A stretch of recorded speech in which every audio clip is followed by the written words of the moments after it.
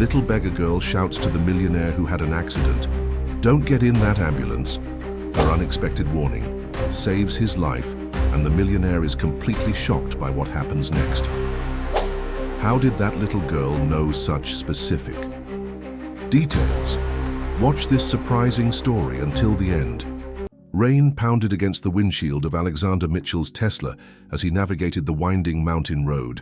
The prestigious tech conference where he would unveil his latest innovation, an AI-powered neural interface that promised to revolutionize human consciousness, was just 2 hours away.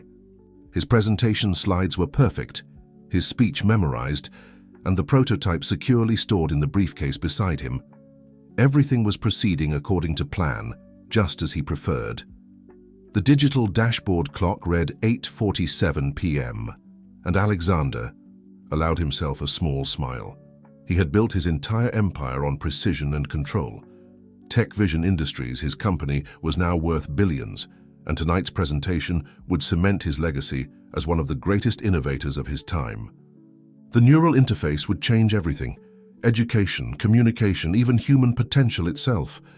Lightning illuminated the sky, followed by a deafening crack of thunder. Alexander's hands tightened on the steering wheel as his thoughts drifted to the email he'd received earlier that day.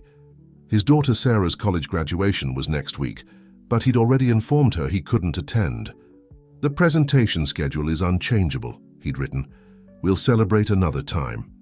It wasn't the first important moment he'd missed, and they both knew it wouldn't be the last.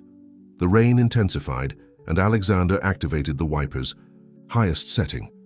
Through the deluge, he barely noticed the sharp curve ahead until it was almost too late. He yanked the wheel, but the car hydroplaned, spinning wildly before sliding off the road. The world turned upside down as the vehicle rolled, finally coming to rest against a tree. Dazed but conscious, Alexander assessed his situation. The car was totaled, but his safety systems had worked. He had only minor injuries. The prototype, thankfully, was intact. As he unbuckled his seatbelt and crawled out through the broken window, he saw headlights approaching through the rain. An ambulance, its red and white lights piercing the darkness, pulled up beside him. "Mr. Mitchell?" A man in paramedic uniform stepped out. "We received an automated crash alert from your vehicle. Please let us help you." Alexander took a step toward the ambulance, but something felt off. How had they arrived so quickly on this remote road? Before he could voice his concerns, a small figure emerged from the shadows. A girl no more than 12 stood between him and the ambulance. She was soaking wet, her dark hair plastered to her face, but her eyes burned with an intensity that made him pause. "Don't go with them," she said, her voice barely above a whisper, but somehow cutting through the storm. "They're not what they seem. You have a choice right now, Mr. Mitchell. Everything depends on it." The paramedic's expression shifted almost imperceptibly. "Sir, we need to get you to a hospital. This child is clearly confused." But Alexander couldn't look away from the girl's eyes. They held something he'd never seen before, a wisdom that seemed impossible for her age, and an urgency that made his heart race. In that moment, all his carefully constructed plans and certainties wavered. "How do you know my name?" he asked. The girl. "Because I've seen what happens if you get in that ambulance," she replied. "And I've seen what happens if you don't. Please, trust me." Alexander Mitchell had built his fortune on reading people and situations, on calculating risks, and making split-second decisions. Every instinct he'd developed over years in the tech industry was now screaming that something was wrong. The ambulance's arrival was too convenient, the paramedic's manner too practiced. He took a step back. "I appreciate your concern," he told the paramedic, "but I'll call my own transportation." The paramedic's friendly demeanor vanished. Without another word, he returned to the ambulance, which pulled away with surprising speed, its lights cutting through the rain until they disappeared around the bend. When Alexander turned back to the girl, she was shivering, but relief shone in her eyes. "Thank you for listening," she said. "Not many people do." "Who are you?" Alexander asked, but she was already backing away into the shadows. "Someone who's seen too much," she answered. "We'll meet again, Mr. Mitchell. when you're ready to learn the truth about what your technology is really being used for." Before he could stop her, she vanished into the darkness, leaving Alexander standing in the rain with his ruined car, his intact prototype, and the growing certainty that his carefully ordered world was about to unravel. The following morning, Alexander sat in his penthouse office, staring at his computer screen without really seeing it. The events of the previous night felt almost dreamlike, but the lingering soreness from the crash and the totaled Tesla in his garage confirmed their reality. He'd missed the conference, of course, but his team had already rescheduled the presentation for next week. His assistant, Claire, entered with his usual morning coffee. "The board members are asking about last night," she said, placing the cup on his desk. "Should I prepare a statement about the accident?" "Not yet," Alexander replied, his mind still on the mysterious girl. He'd spent hours searching news archives and missing persons reports, trying to make sense of her presence on that remote road. "Claire, I need you to do some research. Look into any unusual ambulance activities in the mountain area last night, and check if there have been any other accidents on that road recently." Claire raised an eyebrow but didn't question him. In 15 years as his assistant, she'd learned to trust his instincts. "I'll get right on it. Also, your daughter Sarah called again about graduation." Alexander winced. After last night's brush with disaster, Sarah's graduation seemed more important than ever. "Clear my schedule for next week's ceremony," he said, surprising both Claire and himself. "The presentation can wait." As Claire left, Alexander turned his attention to the prototype briefcase. The neural interface inside represented years of work and billions in investment. Its potential applications were revolutionary: direct brain-to-computer communication, enhanced learning capabilities, even therapeutic applications for neurological conditions. But the girl's words echoed in his mind: "When you're ready to learn the truth about what your technology is really being used for." His computer chimed with an incoming email. The sender was unknown, but the subject line made his blood run cold. "Regarding last night's choice." With trembling fingers, he clicked it open. "Dear Mr. Mitchell, your decision to avoid the ambulance was wise. Unfortunately, others haven't been so fortunate. Your neural interface technology has already been weaponized, despite your safeguards. The Institute for Advanced Neural Research is using modified versions of your early patents in ways you never intended. If you want to understand what's really happening, check the attached file. But be warned, once you see this, you can't unsee." To friend. The attached document contained research data that made Alexander's stomach turn. Test subjects, many of them children, subjected to experimental neural modifications. The Institute's logo was clearly visible on every page, along with signatures from its director, Dr. Marcus Chen, Alexander's former mentor, and the man who'd first inspired him to explore neural technology. As he read further, patterns emerged. The test subjects showed enhanced cognitive abilities, but also something else: precognitive episodes, moments of inexplicable awareness, just like the girl from last night. His phone buzzed. Claire had already found something. "Sir, there's no record of any ambulance dispatched to that area last night, but I found something else. 3 other tech executives have had similar accidents on mountain roads in the past month. All were picked up by ambulances. None of them have been seen since." Alexander leaned back in his chair, his mind racing. The neural interface in the briefcase suddenly felt like a loaded weapon. He'd designed it to enhance human potential, to break down barriers between mind and machine. But in the wrong hands. A movement caught his eye. Through his office window, he spotted a small figure standing on the sidewalk 40 floors below. Even from this height, he recognized her. The girl from the rain. She looked up, somehow meeting his gaze across the impossible distance, then pointed toward the building across the street. The Institute for Advanced Neural Research's logo gleamed on its facade, a symbol he'd always associated with progress and innovation. Now it seemed to mock him with hidden meanings and dangerous secrets. His computer chimed again. Another email. From the unknown sender. "She found you because she believes you can help. The question is, are you ready to risk everything you've built to make things right?" Alexander looked at the family photo on his desk. Himself, Sarah, and his late wife. Rebecca, taken years ago when success seemed simpler and choices clearer. Then he looked back at the Institute's building, where he'd spent countless hours learning from Dr. Chen, never questioning the older man's methods or motives. The neural interface prototype hummed softly in its case, waiting for his decision. Everything he'd built, everything he'd sacrificed for, now felt tainted by the weight of unintended consequences. But as he watched the mysterious girl disappear into the crowd below, Alexander Mitchell realized that his greatest innovation might not be the technology he created, but what he chose to do with it next. Sarah Mitchell's graduation ceremony was everything Alexander had missed in the past decade, warm, personal, filled with genuine moments of joy and pride. Sitting in the audience, watching his daughter accept her diploma with honors in biomedical engineering, he felt an unfamiliar tightness in his chest. The weight of all the birthdays, school plays, and family dinners he'd sacrificed for his work pressed down on him. After the ceremony, Sarah approached him with measured steps, her black graduation gown flowing around her. Her features, so like her mother's, held a guarded expression that spoke volumes about their strained relationship. "I honestly didn't expect you to come," she said, keeping her distance. "I'm trying to make changes," Alexander replied, holding out a small, wrapped package, "and I wanted to give you this in person." Sarah unwrapped it carefully, revealing an old, worn notebook. Her eyes widened in recognition. "Mum's research journal? I thought you kept this locked away in your home office." Rebecca always said her best ideas came from observing how things affected people, not just the technology itself.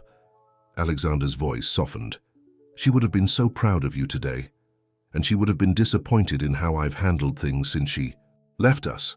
Before Sarah could respond, Alexander's phone buzzed with an urgent message. The mysterious sender again. "The girl is in danger. Institute agents tracked her to Central Park, East Side near the conservatory. She needs help now." Alexander's heart raced. He looked at his daughter, seeing in her face all the years he'd wasted prioritizing his work over family. "Sarah, I know this is terrible timing, but I need your help with something. It's about making things right." To his surprise, Sarah's expression shifted from disappointment to curiosity. "Does this have anything to do with the accident you had? Claire told me about it, and about you looking into the Institute's activities." "You know something about the Institute?" Sarah glanced around before lowering her voice. "My senior thesis was on neural enhancement technologies. I found some disturbing patterns in their research data, but every time I tried to investigate deeper, I hit walls. Dad, they're doing something unethical with the technology you developed." Alexander shared everything: the mysterious girl, the fake ambulance, the encrypted files. With each detail, Sarah's professional detachment gave way to growing concern. "The neural modifications they're testing," she said. "They're using children because their brains are more adaptable, aren't they?" "Yes, and I think they're succeeding in ways we never imagined possible. The girl I met, she knew things she couldn't have known. She saw possibilities that hadn't happened yet." Sarah's eyes lit up with the same passionate intensity Alexander remembered seeing in Rebecca whenever she made a breakthrough. "Dad, I need to show you something. My research wasn't just about neural enhancement. It was about the unexpected side effects of your early prototypes.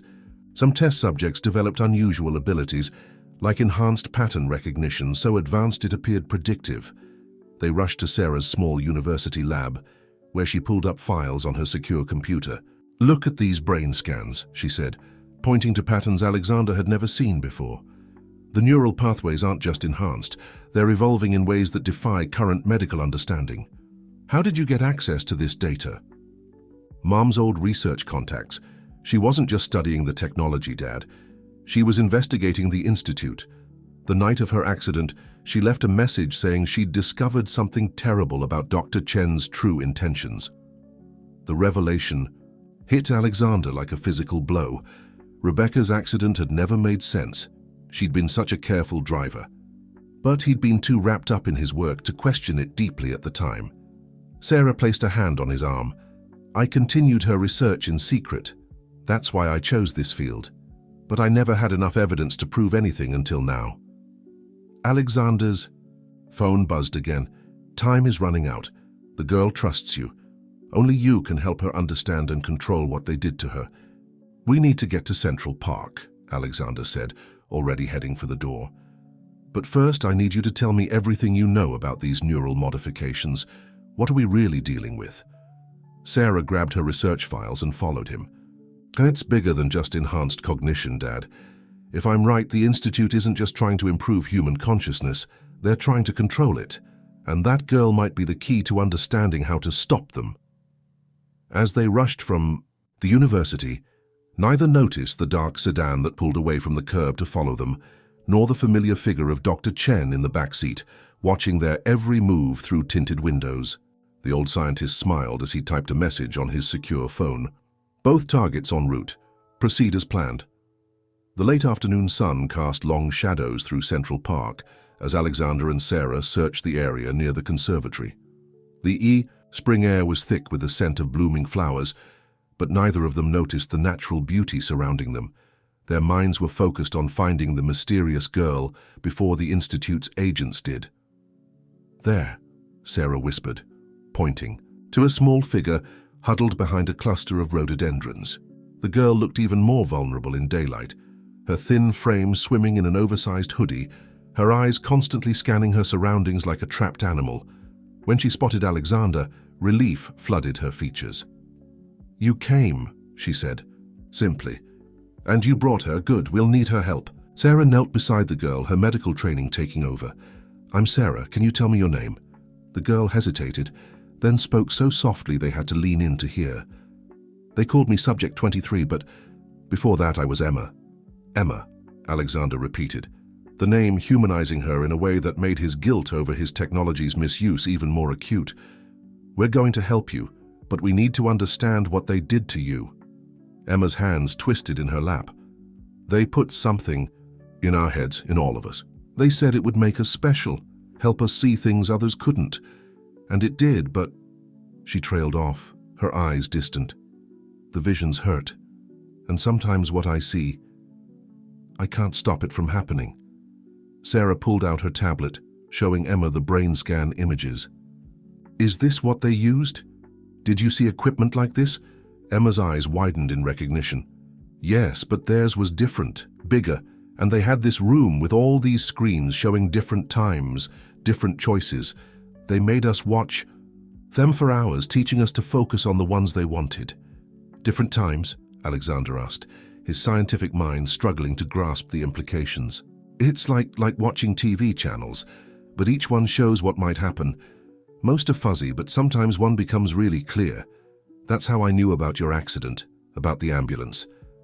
Emma's voice grew more urgent. "But they're getting better at controlling which futures we see. Dr. Chen says once they perfect it, they can make everyone see only the futures they want us to see." Sarah's face paled. "Mass consciousness control. That's what Mom discovered. Isn't it?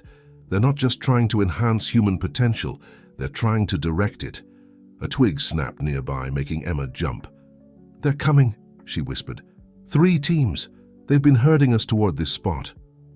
Her eyes unfocused. "Briefly. 2 minutes, maybe less." Alexander made a quick decision. "My private lab in the Tech Vision building. It has security they can't bypass. Sarah, can you access your research from there?" "Yes, and I can run more detailed scans to understand what they've done to Emma. But Dad, if they're really trying to control which futures people can perceive, then my neural interface presentation next week would give them exactly what they need to implement it globally," Alexander finished. "The enhanced distribution network, the worldwide reach. I've spent years building the perfect delivery system for them." Emma grabbed his arm, her eyes suddenly clear and focused. "That's what I couldn't see clearly before. The presentation, it's a trigger point, a place where everything changes, but..." She squinted as if trying to bring something into focus. "There's something else, something about Sarah's mom, about what she found." Before she could continue, Sarah spotted movement at both ends of the path.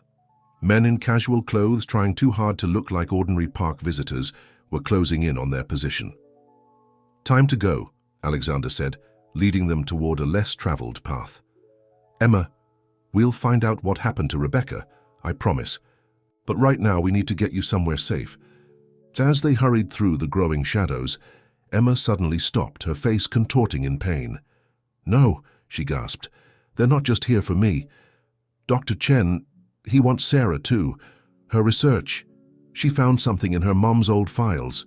Something they've been looking for." Sarah pulled out her phone, quickly accessing an encrypted file. "Mom's last project. I never could decrypt it fully, but..." Her fingers flew over the screen. "Dad, remember how she always used your anniversary as her password base? What if..." The sound of running feet grew closer. Alexander made a split-second decision. "No time. We'll figure it out at the lab. Emma, stay between us. Sarah, if anything happens, take her and run. I'll hold them off." But as they turned toward the park exit, Emma's expression changed to one of wonder. "Oh," she breathed. "I see it now. What Sarah's mom found, why they had to stop her. It's not about controlling the future." She looked up at Alexander, her eyes filled with a mixture of hope and fear. "It's about setting it free." The tech vision. Building's private elevator hummed quietly as it carried Alexander, Sarah, and Emma to the secure laboratory floor. Alexander's mind raced with possibilities: Rebecca's last project, Emma's abilities, the Institute's true agenda. Pieces of a puzzle that had been scattered for years were finally starting to connect. The lab doors slid open with a soft hiss, revealing a space that perfectly reflected Alexander's personality: pristine, organized, and filled with cutting-edge technology. But tonight, its familiar comfort felt hollow. "Emma, I need to scan you," Sarah said gently, gesturing toward a sophisticated neural imaging station. "It won't hurt, and it might help us understand exactly what they did to you." While Sarah worked with Emma, Alexander accessed his secure terminal, diving into Rebecca's old research files. His hands trembled slightly as he input their anniversary date, adding the personal variations she'd always used. The encryption began to crack. "Dad!" Sarah called out, her voice tense. "You need to see this!" The neural scan displayed on the main screen showed Emma's brain lit up like a Christmas tree, with patterns unlike anything in medical literature. But it was the small device nestled at the base of her brain stem that caught Alexander's attention. "That's not my technology," he whispered, zooming in on the image. "The basic framework is similar, but these modifications..." He trailed off, recognizing Dr. Chen's distinctive engineering style. "It's a receiver," Sarah explained, pointing to specific nodes. "But it's also a transmitter. Emma isn't just seeing possible futures, she's somehow connecting to them. And look at this wave pattern. It's identical to the one Mom documented in her last experiment." Emma sat quietly in the scanning chair, her eyes fixed on something distant. "Your wife," she said suddenly, addressing Alexander. "She found a way to break their control, not just for me, but for everyone they modified. That's why they had to stop her." Alexander's terminal chimed. The decryption was complete. Rebecca's final research notes filled the screen. Project Liberation final notes. The neural modifications aren't just about seeing potential futures. They're about controlling which futures become reality. Chen believes he can use the collective consciousness of modified subjects to collapse quantum possibilities into his desired outcomes. But there's a flaw in his approach. The children's abilities aren't meant to be controlled. The more they try to direct these visions, the more unstable the results become. I've discovered that the natural state of these modifications is freedom of choice, the ability to see all possibilities equally and choose freely among them. I'm close to developing a reversal protocol, not to remove the modifications, but to free them from external control. The children could keep their gifts while regaining their autonomy, but Chen's team is watching me. If anything happens, the key is in the quantum resonance pattern. It's not about controlling the wave function, it's about letting it... The entry ended abruptly there. Alexander felt a cold weight in his stomach as he remembered the night he'd received the call about Rebecca's accident. How many signs had he missed, buried in his work and ambition? "Mom figured it out," Sarah said, her voice thick with emotion. "The Institute isn't trying to enhance human potential, they're trying to enslave it. These children aren't meant to be their puppets." Emma suddenly stiffened in her chair. "They're here," she whispered. Different team this time. Elite unit. They're not just trying to capture us anymore. Dr. Chen, she swallowed hard. He's authorized them to use whatever force necessary. Alexander's security system flashed a warning. Multiple breach attempts at different access points. On the security feeds, he could see figures in tactical gear methodically working their way up through the building. Sarah, take Emma and the research. Go to the secondary lab on the east side. It has a private elevator. To the underground parking. Dad, no, we're not leaving you here. Alexander pulled up building schematics on his tablet. I can slow them down, buy you time. Emma's safety and Mom's research are all that matter now. We can't let them get either. Emma reached out and grabbed both their hands. Wait, she said, her eyes glazing over with that now familiar look of seeing beyond the present. There's another way, but she focused on Alexander. You'll have to trust me completely. And you'll have to be willing to lose everything you've built. The security system blared another warning. They were running out of time. But as Alexander looked at his daughter and this extraordinary child who had crashed into their lives, he realized that everything he'd built had been compromised long ago. His technology, his company, his legacy, all of it had been tainted by the Institute's corruption. Emma's eyes met his, filled with that same intense certainty he'd seen on the rainy night of his accident. Your neural interface presentation, she said. We don't need to stop it, we need to change it. I've seen what happens if we do it right. She smiled for the first time since they'd met. It's beautiful. The next few hours passed in a blur of intense activity. While security systems bought them precious time, Alexander, Sarah, and Emma worked frantically to implement their daring plan. The main lab had become a war room, with multiple screens displaying Rebecca's research, Emma's neural scans, and the modified schematics for Alexander's neural interface. The presentation is in 3 days, Alexander said, his fingers flying over the keyboard as he made crucial modifications to his interface's core programming. Chen expects me to deliver the perfect tool for his mass consciousness control system. Instead, we're going to use it to broadcast Rebecca's liberation protocol. Sarah looked up from where she was analyzing her mother's quantum resonance patterns. But Dad, if we do this, it won't just expose the Institute. It'll reveal that your technology was the foundation of their experiments. Tech vision will be finished. I know. Alexander's voice was steady. Everything I've built, my reputation, the company, it all needs to burn if we're going to make this right. Emma sat cross-legged on a workbench, her eyes closed in concentration. The futures are shifting, she murmured. So many possibilities, all changing as we make each choice. She opened her eyes, looking directly at Alexander. You'll need to modify the transmission frequency to match the resonance pattern in my implant. It's the only way to reach all the others like me. Others? Sarah asked. How many are there? Dozens, maybe hundreds. Most don't even know what was done to them. They just think they're going crazy, seeing things that haven't happened yet. Emma's voice caught. Some of them, they couldn't handle it. The Institute calls them failed experiments. Alexander's hands clenched into fists. Every new revelation made him more aware of his unwitting role in this nightmare. His technology, meant to enhance human potential, had been twisted into a tool for exploitation and control. Sarah suddenly straightened, excitement in her voice. Dad, look at this sequence in Mom's notes, the quantum resonance pattern. It's not just about breaking the Institute's control. When the children's abilities are freed, they naturally synchronize with each other. It creates a kind of quantum network of consciousness. That's what Dr. Chen could never understand, Emma added. He thinks controlling the futures we see makes him powerful. But the real power comes from letting all possibilities exist together, letting people choose freely. A warning flashed on Alexander's security screen. They've regrouped, he said grimly. Larger team this time. They'll breach the outer defenses within the hour. Let them come, Emma said with unexpected confidence. I've seen what happens next. Well, several versions of what happens next, but in the best one.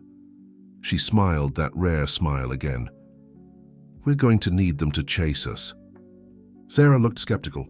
Chase us? Emma, these people are dangerous. Exactly.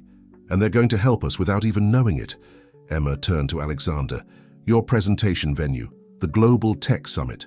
How many people will be there? Thousands, industry leaders, journalists, tech innovators from around the world. Understanding dawned on his face. A perfect audience to witness the Institute's exposure. And the perfect network to spread the liberation protocol, Sarah added, catching on. The neural interface demonstration will affect everyone in the audience who's been modified, breaking the Institute's control. And with that many influential people present, the truth can't be contained, Alexander finished. Chen's entire system will collapse. He looked at his daughter with pride. You, mother, would have loved this plan. Emma's expression suddenly became distant, that now familiar look of seeing beyond the present moment. Dr. Chen just arrived at the building, she announced. He's smiling. He thinks he has us trapped. But he doesn't know about the secondary lab yet. Or about... Wait. Her face scrunched in concentration. There's something else. Something about Sarah's mom. It's like she left us. More than just research notes. Sarah's tablet chimed with an incoming message. The sender field was empty, but the subject line made her gasp. Rebecca's contingency. Open when ready. Mum's old emergency protocol, Sarah whispered. She must have set it to activate under specific conditions. But how? Another security alert blared. The Institute's team had breached the first set of doors. No time, Alexander said, gathering. They're essential equipment. We need to move to the secondary lab now. Emma, you said we need them to chase us. What exactly do you have in mind? Emma's answer was interrupted by a familiar voice coming through the lab's communication system. Alexander, old friend, let's talk about this reasonably. Dr. Chen's tone was smooth, persuasive, the same voice that had once mentored Alexander through his early innovations. Your neural interface is the key to humanity's next evolution. Together, we can guide civilization toward its perfect future. Emma's expression hardened. He's lying, she said flatly. I can see what his perfect future looks like. It's not evolution, it's enslavement. Alexander reached for the comm button, but Emma caught his hand. Don't respond, she said. In fact, in the best future I can see, we need him to think he's winning. For now.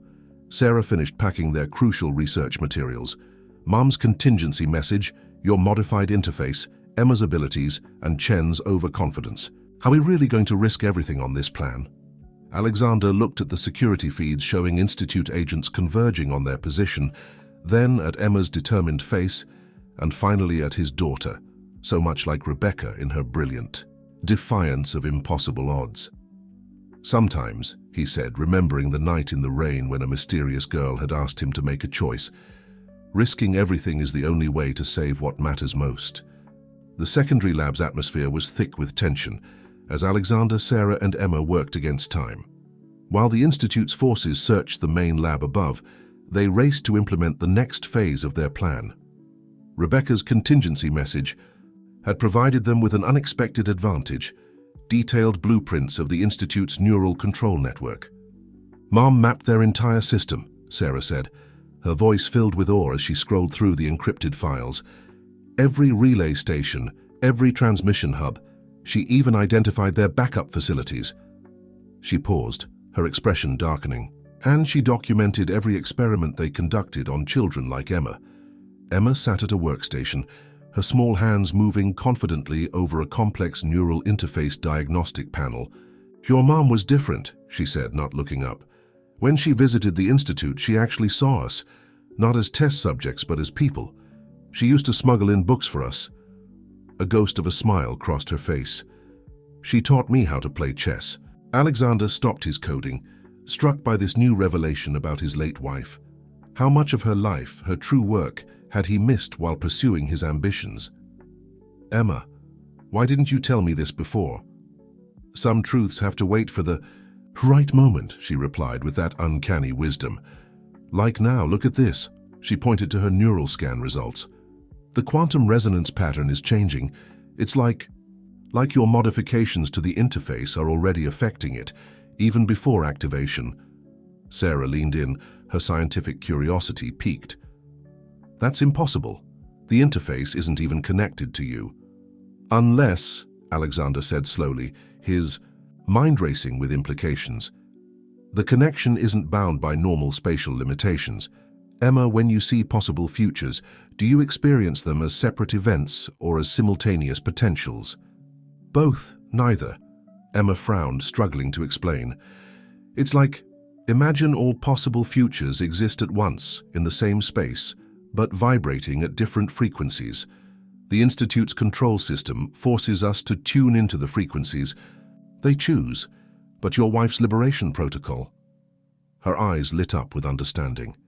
It doesn't just break their control.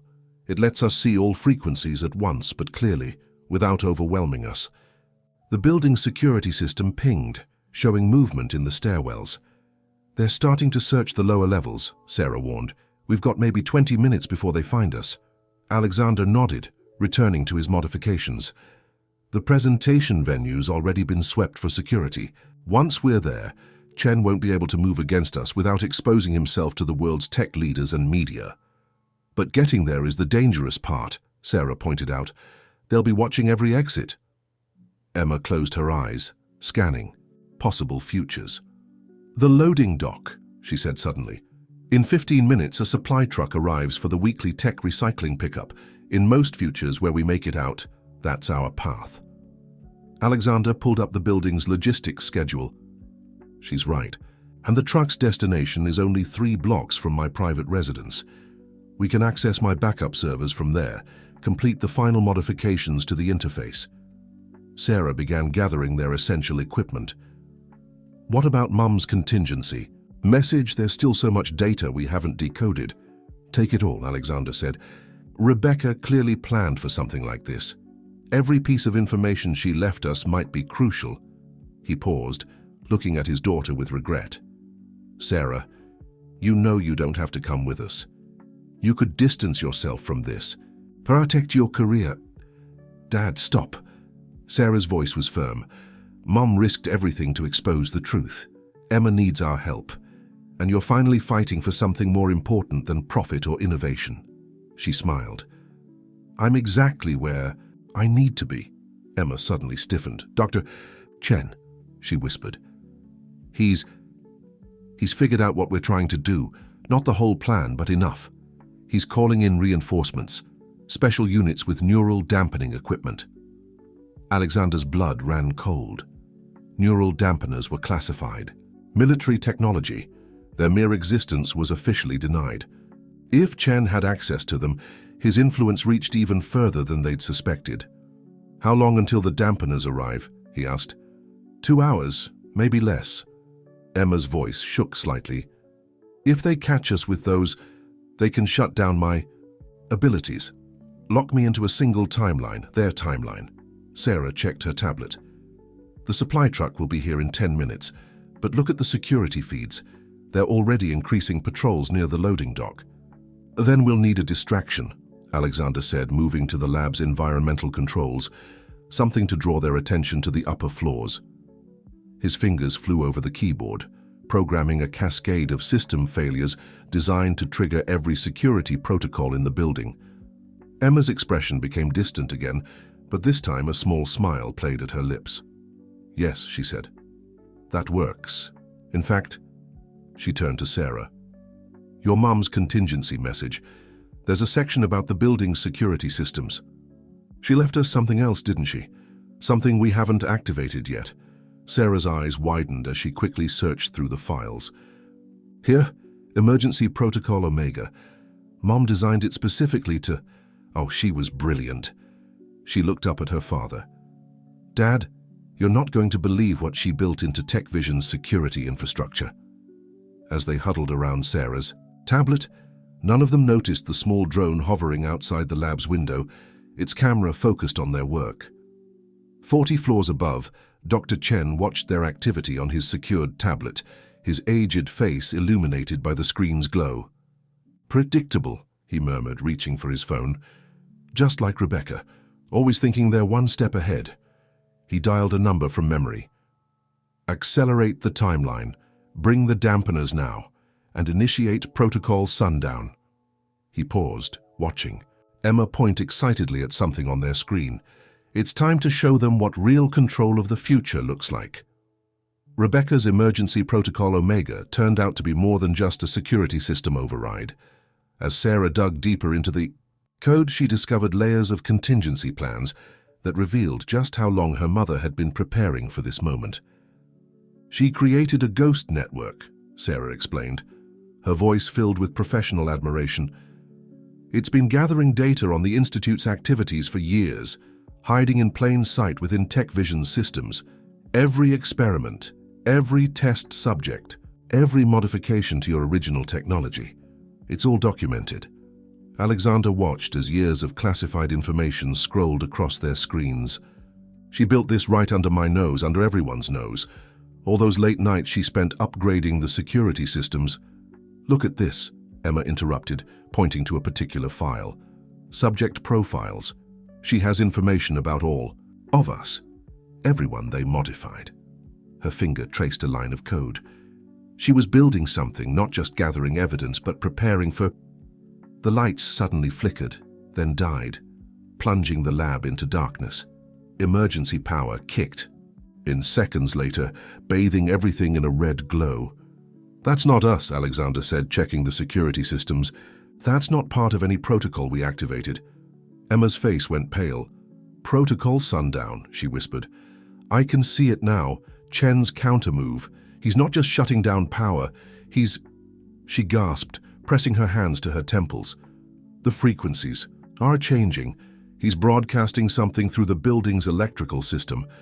Sarah's equipment started beeping urgently. Her neural patterns are destabilizing. Whatever Chen's doing, it's affecting her connection to the quantum field. 8 minutes, Emma managed through gritted teeth. The truck will be here in 8 minutes, but the futures, they're getting harder to see, like static on a radio. Alexander made a quick decision. Sarah, upload everything to Rebecca's ghost network. Emma, focus on the next 15 minutes. Only, we need to know the clearest path to that truck. As Sarah worked, Alexander retrieved his prototype neural interface from its case. The device that had once represented his crowning achievement now felt like a weight of responsibility in his hands. Dad, what are you doing? Sarah asked, noticing him preparing the interface. Chen's using the building's electrical system to disrupt Emma's abilities. But my interface was designed to work with neural patterns like hers. He began calibrating the device. If I can sync it to her frequency... No! Both Sarah and Emma shouted at once. The interface isn't ready, Sarah protested. The modifications aren't complete. And the futures where you do this... Emma's voice trailed off, her expression troubled. We don't have a choice, Alexander insisted. Chen's dampening field is just the beginning. You said it yourself. We need to get to that truck, and right now you can barely see minutes ahead. Emma studied him for a long moment, then nodded. Slowly. In the futures where this works, it's because you don't try to control it. You have to let it flow naturally, like your wife's research showed. Alexander placed the interface against his temple. The familiar hum of activation was accompanied by an unexpected sensation, like thousands of whispers just at the edge of hearing. Neural sync initiating, Sarah reported, monitoring the readings. Dad, your patterns are... I've never seen anything like this. The whispers grew louder, becoming more distinct. Alexander gasped as his perception suddenly expanded. He could see them. The quantum threads Emma had described, countless possible futures overlapping and interweaving. Too many, he breathed, overwhelmed by the input. How do you handle all these possibilities? Emma took his hand. Don't try to grasp them all. Let them pass through you, like streams of water. Look for the one that feels most real. Alexander forced himself to relax, letting the quantum streams flow past his consciousness. Gradually, certain paths began to stand out, glowing brighter than others. The loading dock, he said, his voice distant. I can see it. 3 security teams in our way, but... His eyes snapped open. Rebecca's protocol, it's not just for gathering data. Sarah, access file Omega 7. Sarah's fingers flew over the keyboard. Got it. But Dad, this would trigger every emergency system in the building simultaneously. Exactly. Total chaos. Chen's teams won't be able to maintain their positions. He turned to Emma. Can you see it now? The path through the confusion? Emma's face lit up with understanding. Yes, the security teams will be forced to respond to multiple emergencies. The loading dock will be exposed for exactly 43 seconds. Long enough to reach the truck, Sarah confirmed. She hesitated for a moment. Dad, that interface is creating a feedback loop with Emma's abilities. The longer you wear it, I know. Alexander could feel it, the growing pressure in his mind as quantum possibilities competed for attention. But right now, it's amplifying. Both our abilities, we can see the path forward clearly. Emma suddenly grabbed both their hands. Wait, she said urgently. There's something else, something coming through clearer now. Her eyes met Alexander's. Your wife. She's in the system. What? Sarah asked. What do you mean she's in the system? The Ghost Network, Emma explained. It's not just collecting data, it's like she wrote pieces of herself into it. Her knowledge, her insights, her plans. She squeezed Alexander's hand. She knew someday we'd need her help to finish what she started. The emergency lights flickered again as Chen's dampening field grew stronger. They could hear boots on the stairs now, teams sweeping. The building floor by floor. 6 minutes until the truck arrives, Sarah announced, checking her tablet.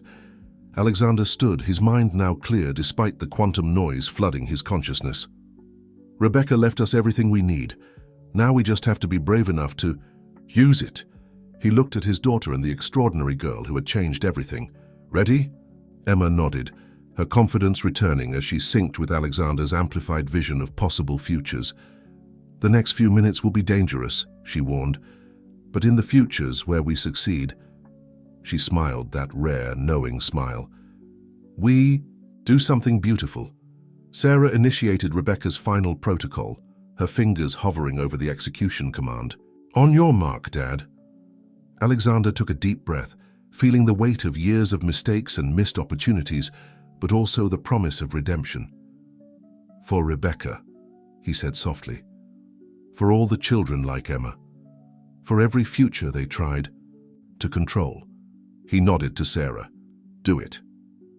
As Sarah pressed the command key, the building systems began their cascade into beautiful chaos, and the next phase of their desperate plan roared to life. Rebecca's Omega Protocol transformed the tech vision. Building into a symphony of chaos, every alarm blared at once. Sprinkler systems activated on random floors, security doors slammed shut and reopened in erratic patterns, and emergency lights strobed in disorienting sequences. The Institute's carefully coordinated teams found themselves separated and disoriented. 40 seconds, Sarah announced, shouldering the bag containing their vital research data. Through the lab's windows, they could see the recycling truck backing up to the loading dock right on schedule. Alexander's neural interface hummed against his temple, quantum possibilities flowing through his consciousness in a dizzying stream. Emma, focus with me. We need to find the clearest path. Emma closed her eyes, her consciousness synchronizing with Alexander's enhanced perception. Third corridor, maintenance elevator to the sub-basement, then through the old mail sorting room. 28 seconds of exposure before we reach the truck. Sarah checked the security feeds one last time. Chen's teams are scattered between floors 12 and 18, but, she frowned, the sub-basement cameras are dark. He's adapting, Emma said tensely. The dampening field is following us, getting stronger, like he's learning to focus it. She grabbed Alexander's arm. Your interface, it's the only thing letting me still see through the interference, but it's hurting you, isn't it? Alexander nodded, fighting back a wave of disorientation. The quantum streams were becoming harder to process, each possible, future demanding his attention with increasing intensity.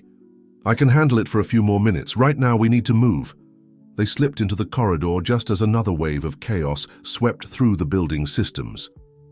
Emergency bulkheads sealed and unsealed in random patterns, creating momentary pathways through the building's security grid. Mom literally programmed chaos theory into the security systems, Sarah said, with a mix of awe and pride as they hurried through the maze of corridors. It's not just random, it's unpredictable by design. Even Chen's predictive algorithms can't anticipate the patterns. They reached the maintenance elevator just as Emma gasped, clutching her head. Something's wrong, the futures. They're shifting too fast, like someone's changing the variables. Through his interface, Alexander felt it too. Quantum possibilities flickering and changing like channels on an old TV. "Chen," he growled. "He's not just using the dampening field, he's actively manipulating probability streams." The elevator doors opened, revealing the sub-basement's darkness.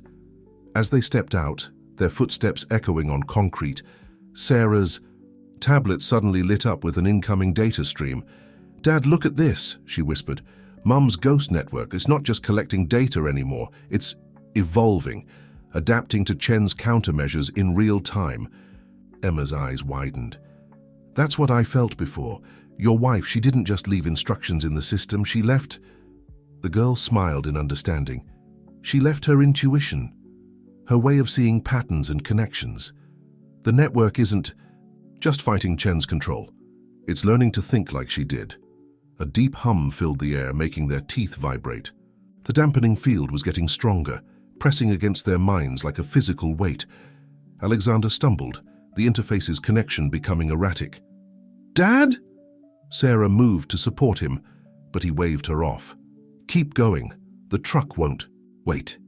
They hurried through the mail sorting room, its ancient conveyor belts looming like prehistoric skeletons in the emergency lighting. The loading dock was just ahead, but Alexander's enhanced perception was showing him something troubling. "Emma," he managed through gritted teeth, "the future's where we make it to the truck. What happens to the other children, the ones still under Chen's control?" Emma stopped short, her face paling. I didn't look that far. The dampening field," she concentrated, pushing against the interference. "They suffer. Without us, without the liberation protocol, Chen's control over them becomes absolute." Sarah checked her tablet again. "We've got everything we need. Mom's research, the modified interface design, the evidence of Chen's experiments. We could expose him later, find another way." "No." Emma's voice was firm. "Look deeper, Mr. Mitchell, past the noise. What do you see?" Fighting against the quantum static flooding his mind, Alexander forced himself to focus. The possibilities streamed past until one thread began to glow brighter than the others. In it, he saw not just their escape, but something more.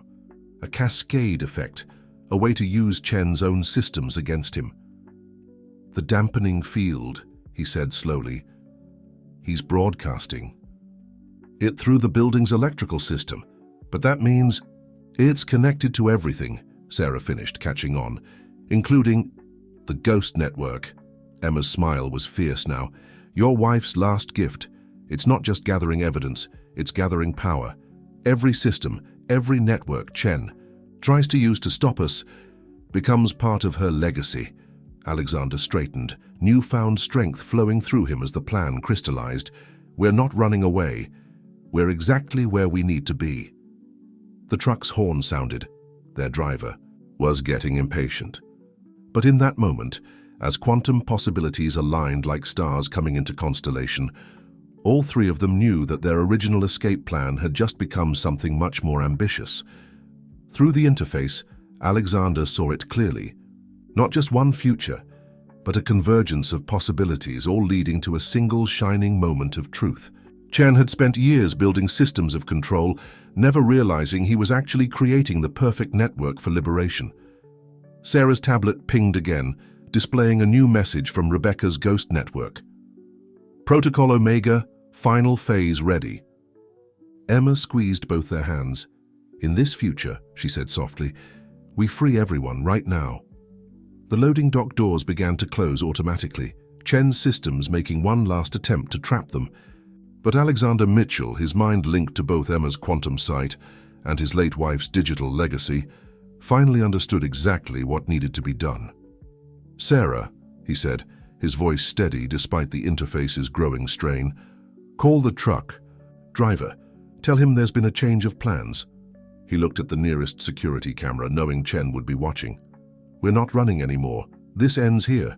The sub-basement's emergency lights cast long shadows as Alexander, Sarah, and Emma made their way to the building's main power distribution center. The neural interface pulsed against Alexander's temple, each beat sending waves of quantum information through his consciousness. Chen's teams are converging on our position, Emma reported, her abilities strengthened by her connection to Alexander's enhanced perception. But they're moving carefully. Your wife's chaos protocols have them spooked. Sarah worked quickly at the distribution center's main terminal, her fingers flying over the keyboard as she integrated their modified code with Rebecca's ghost network. Mom's system is incredible, she said. It's not just monitoring Chen's networks, it's creating a kind of quantum feedback loop. She understood, Alexander said softly, watching the code flow across the screen. All those years ago, she saw what the technology could really do. Not controlling possibilities, but enabling them to coexist. He winced as another wave of quantum information flooded his mind. Emma, help me see it clearer. What happens if we broadcast the Liberation Protocol through the power grid? Emma closed her eyes, synchronizing her consciousness with his. It's beautiful. The dampening field becomes a carrier wave. Instead of suppressing abilities, it amplifies them. Every modified person in the building, in the surrounding area.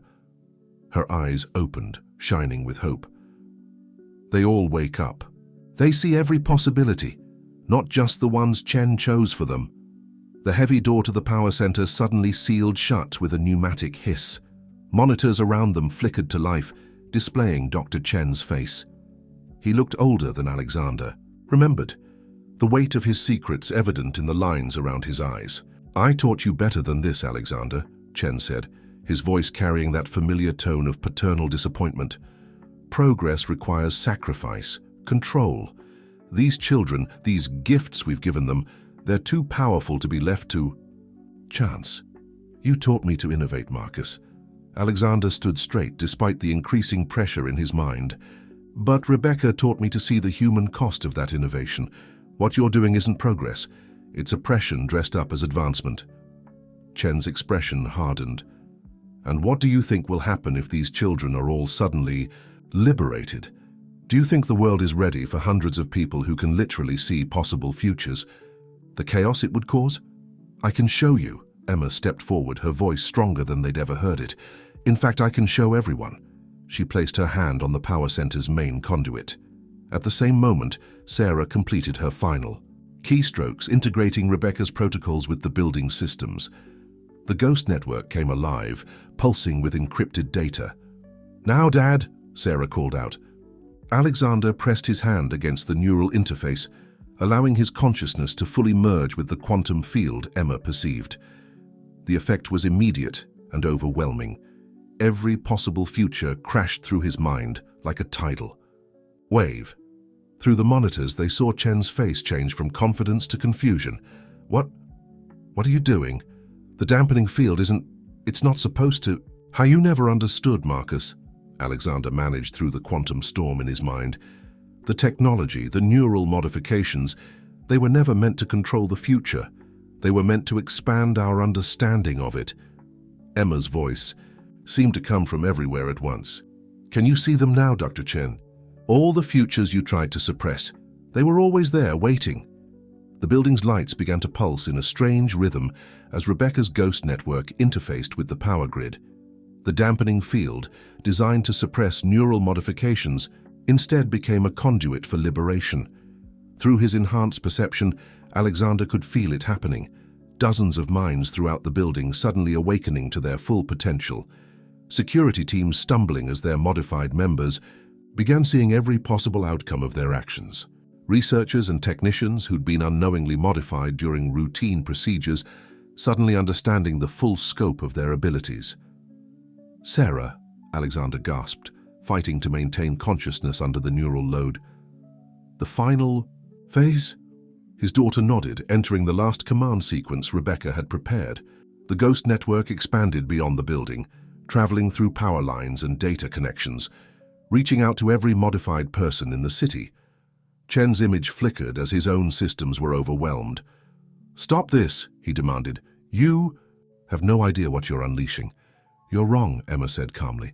"We can see exactly what we're unleashing, every possibility, every potential future." She smiled. "Even the ones where you finally understand what Rebecca Mitchell knew all along." The neural interface burned against Alexander's temple as the quantum resonance reached its peak. Through it, he could see everything, every choice, every possibility, every future branching out like an infinite tree of light. And in that moment of total clarity, he finally understood what his wife had sacrificed everything to protect. "It was never about controlling the future," he whispered, as the quantum resonance reached its crescendo. "It was about giving everyone the freedom to choose their own." The power center erupted in a cascade of light and energy as Rebecca's final protocol activated, sending the liberation signal surging through every network, every power line, every modified mind in reach. The future wasn't just changing, it was expanding, becoming a symphony of infinite possibilities. And somewhere in that quantum storm, Alexander swore he could hear Rebecca laughing. The aftermath of the Liberation Protocol's activation rippled through the city like waves in a quantum sea. In the Tech Vision building's power center, Alexander collapsed to his knees, the neural interface smoking slightly against his temple. Sarah rushed to remove it, while Emma stood transfixed, her eyes wide with wonder at the cascading changes flowing through her expanded consciousness. "It's happening everywhere," she whispered. "All of us, every modified person. We're connecting. Not just to the futures anymore, but to each other." She turned to Alexander, tears streaming down her face. "We're not alone anymore." Sarah's tablet was overwhelmed with incoming data as Rebecca's ghost network documented the unprecedented event. The signals spreading through the power grid, just like Mum predicted. Reports are coming in from all over the city, people suddenly awakening to abilities they never knew they had. Through the monitors, they could see the chaos unfolding throughout the building. Institute security teams were in disarray as their modified members experienced their first taste of true quantum sight. Scientists and researchers who'd been unknowingly modified during their work with the Institute were discovering their suppressed abilities. "Mr. Mitchell," Emma said urgently. "Dr. Chen, he's not giving up, She frowned, concentrating. "He's activating something. A failsafe." The building's systems suddenly began shutting down, not in the controlled chaos of Rebecca's protocols, but in a deliberate sequence. Emergency bulkheads slammed shut, sealing off entire sections of the facility. "He's trying to contain the spread," Sarah realized, checking the building schematics. "But he doesn't understand. The signal's already out there. The ghost network is spreading faster than he can stop it," Alexander finished, struggling to his feet. The removal of the neural interface had left him dizzy, but his mind was clearer than it had been in years. "But that's not what he's really trying to do. Is it, Emma?" The girl shook her head, her expression grave. "No, he's gathering them. All the modified people he can still control, bringing them here. He thinks if he can concentrate enough quantum perception in one place, he can force a collapse of possibilities," Sarah breathed, understanding dawning on her face. "Force reality into the single timeline he wants." Alexander moved to the power center's controls, his hands flying over the keyboard. Rebecca's protocols weren't just about liberation, they were about balance. He pointed to a complex series of equations flowing across the screen. "Look, she designed the system to maintain quantum coherence across multiple consciousness nodes. If Chen forces a collapse, everything breaks," Emma finished. "Not just the abilities, but the minds connected to them. He'd rather destroy all of us than let us be free." The building shuddered as heavy security doors continued to seal. Through the power center's reinforced windows, they could see groups, 5 people being herded into the main atrium by Institute security still loyal to Chen. Many looked dazed, their newly awakened abilities overwhelming them. Sarah's tablet pinged with an urgent alert from the ghost network. "Dad, look at these readings. The quantum field around the building, it's becoming unstable. If Chen succeeds in forcing all these modified minds into alignment, we need to stabilize it," Alexander said firmly. "Emma, can you reach the others, help them understand what's happening?" Emma closed her eyes, extending her consciousness through the quantum connection she now shared with every awakened mind in the building. They're scared, confused. The futures are too bright, too many. Her face scrunched in concentration. But there's something else. Someone else in the network. Sarah gasped, staring at her tablet. Mom's protocols, they're changing, adapting. It's like they're responding to the crisis in real time. Because they are, Alexander said softly, watching the code evolve across the screens. Rebecca didn't just leave us instructions or fail-safes. She left us her understanding, her intuition, encoded into the system itself. And now, with all these awakened minds connected to the network, she's helping us, Emma whispered, through all of us, through the quantum field itself. The girl's eyes opened, glowing with renewed purpose. I know what we need to do. The power center's lights flickered as Chen's fail-safe protocols fought against Rebecca's ghost network. Outside, more modified people were being gathered in the atrium, their combined quantum perception creating dangerous ripples in reality itself. We don't have much time, Sarah warned, monitoring the increasingly unstable readings. Emma took both their hands, forming a circle around the power center's main console. Your wife understood something Dr. Chen never could, she said to Alexander. The future isn't something to be controlled. It's a conversation. And now, she smiled, that knowing smile that seemed to hold all possibilities at once. Now we all need to join in. As Chen's fail-safe protocols reached their crescendo and the quantum field around them began to buckle, Alexander Mitchell, his daughter, and the extraordinary girl who had changed everything, prepared to have the most important conversation in history, one that would echo across every possible future. The Tech Vision building's atrium had become a nexus of quantum possibilities, reality itself shimmering like heat waves as dozens of modified minds struggled with their newly awakened abilities. Through the power center's surveillance feeds, Alexander, Sarah, and Emma could see Dr. Chen moving among the gathered crowd, his voice carrying through the building's communication system. Focus your perceptions, he commanded. See only the future I show you. The perfect future, the controlled future. His voice held the same authoritative tone that had once inspired Alexander's greatest innovations. Now it rang hollow with desperate control. He doesn't understand what he's doing, Emma said, her consciousness connected to every modified mind in the building through their shared quantum field. The pressure is building. If he forces a convergence, Sarah's tablet displayed an alarming array of quantum readings. The field stability is critical. All these awakened minds trying to perceive futures at once. It's like a psychic earthquake waiting to happen. Alexander studied Rebecca's evolving protocols on the main screen, seeing patterns he'd missed before. Emma, you said the future is a conversation. What did you mean? The girl's eyes lit up with understanding. Your wife's research, it wasn't just about breaking the Institute's control.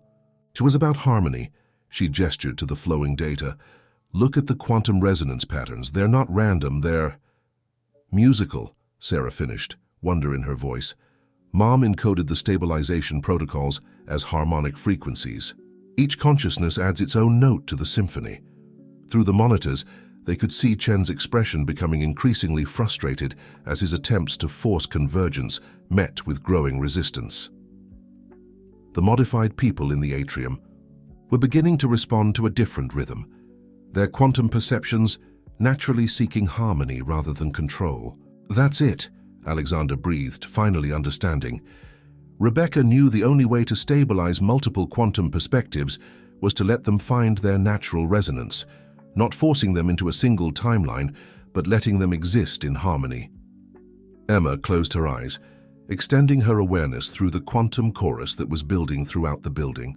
Everyone listen, she projected through their shared connection. Don't fight the futures you're seeing. Let them flow through you, like streams joining a river. The effect was immediate and beautiful. The chaotic quantum fluctuations began to stabilize as awakened minds stopped trying to control their perceptions and started letting them flow naturally. Through the security feeds, they could see people in the atrium relaxing, their faces showing wonder rather than fear. No! Chen's voice cracked with desperation. You're ruining everything. The future must be controlled, directed, perfected. The future isn't yours to perfect, Marcus, Alexander responded through the comm system. It belongs to everyone. Rebecca understood that. That's why she built the ghost network to think like she did, not to control, but to harmonize. Sarah's tablet pinged with new data from the Ghost Network. "Dad, look at this. Mom's protocols aren't just stabilizing the quantum field, they're teaching. Each awakened mind is learning to handle their abilities naturally, finding their own frequency in the greater harmony." Emma squeezed their hands tighter. "It's time. We need to complete the conversation." She looked at Alexander. "Your neural interface, you can still feel its connection, can't you? Even without wearing it?" He nodded, surprised to realize he could still sense the quantum frequencies, albeit more subtly than before. The interface had changed something, in his mind, allowing him to perceive what Emma and the others experienced.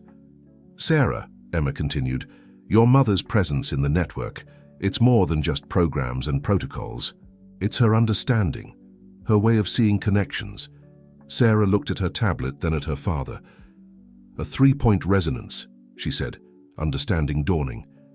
"Dad's modified perception, my connection to Mom's network, and your natural abilities. Together, we can show everyone the truth," Emma finished. "Not just the modified people, but Dr. Chen too. Every possibility, every choice, every future, all existing together in perfect harmony." The building systems hummed with growing power as Rebecca's Ghost Network prepared for one final protocol. In the atrium, Chen was frantically working at a control panel, trying to reassert his influence over the quantum field. "He's going to try something desperate," Emma warned. "In every future where he realizes he's losing control, then we need to be more desperate," Alexander said firmly. "Sarah, initialize your mother's final protocol. Emma, help me reach everyone. It's time to have that conversation." As Sarah's fingers flew over the keyboard and Emma extended her consciousness through the quantum chorus, Alexander Mitchell closed his eyes and opened his mind to the symphony of possibilities. The future wasn't a single path to be controlled, but an infinite orchestra of potential, each choice and chance adding its own unique note to the eternal song of existence. Through the quantum resonance, he could feel Rebecca's presence in the network, her understanding guiding them toward the moment she had prepared for all along. The moment when humanity would learn to see not just one future, but all futures, existing together in an endless dance of possibility. The quantum resonance built like a rising tide, flowing through every circuit and system in the tech vision building. In the power center, Alexander, Sarah, and Emma stood united, their combined consciousness riding the waves of possibility that crash through reality itself. Rebecca's Ghost Network hummed with energy, its protocols adapting and evolving as it integrated the harmony of hundreds of awakened minds. "Something's happening," Emma whispered, her voice filled with awe. "The futures, they're not just possibilities.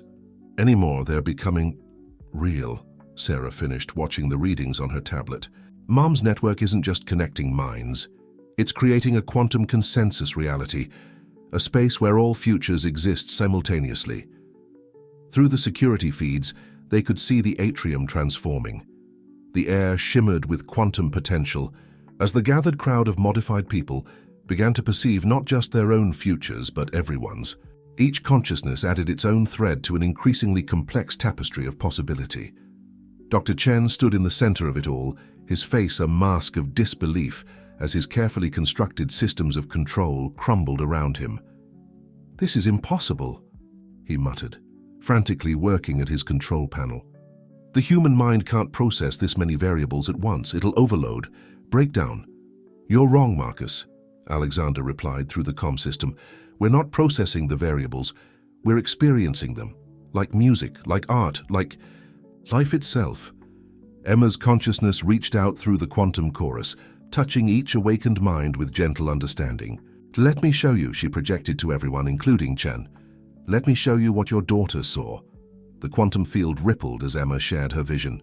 Suddenly, everyone in the building could see through Rebecca Mitchell's eyes. The moment, years ago when she first understood the true potential of the neural modifications, not as tools of control, but as bridges between possibilities. "She saw beauty where you saw only power," Emma continued, her voice echoing through both physical and quantum space. "She saw harmony where you sought control. And most importantly, The girl opened her eyes, looking directly at Chen through the security feed. She saw hope where you saw only chaos. Sarah's tablet suddenly flashed with new data. The Ghost Network. It's receiving signals from outside the building, from all over the city. Other modified people are connecting to the quantum chorus. Alexander could feel it through his residual neural interface connection, a growing symphony of consciousness, each mind adding its own unique perspective to the quantum harmony.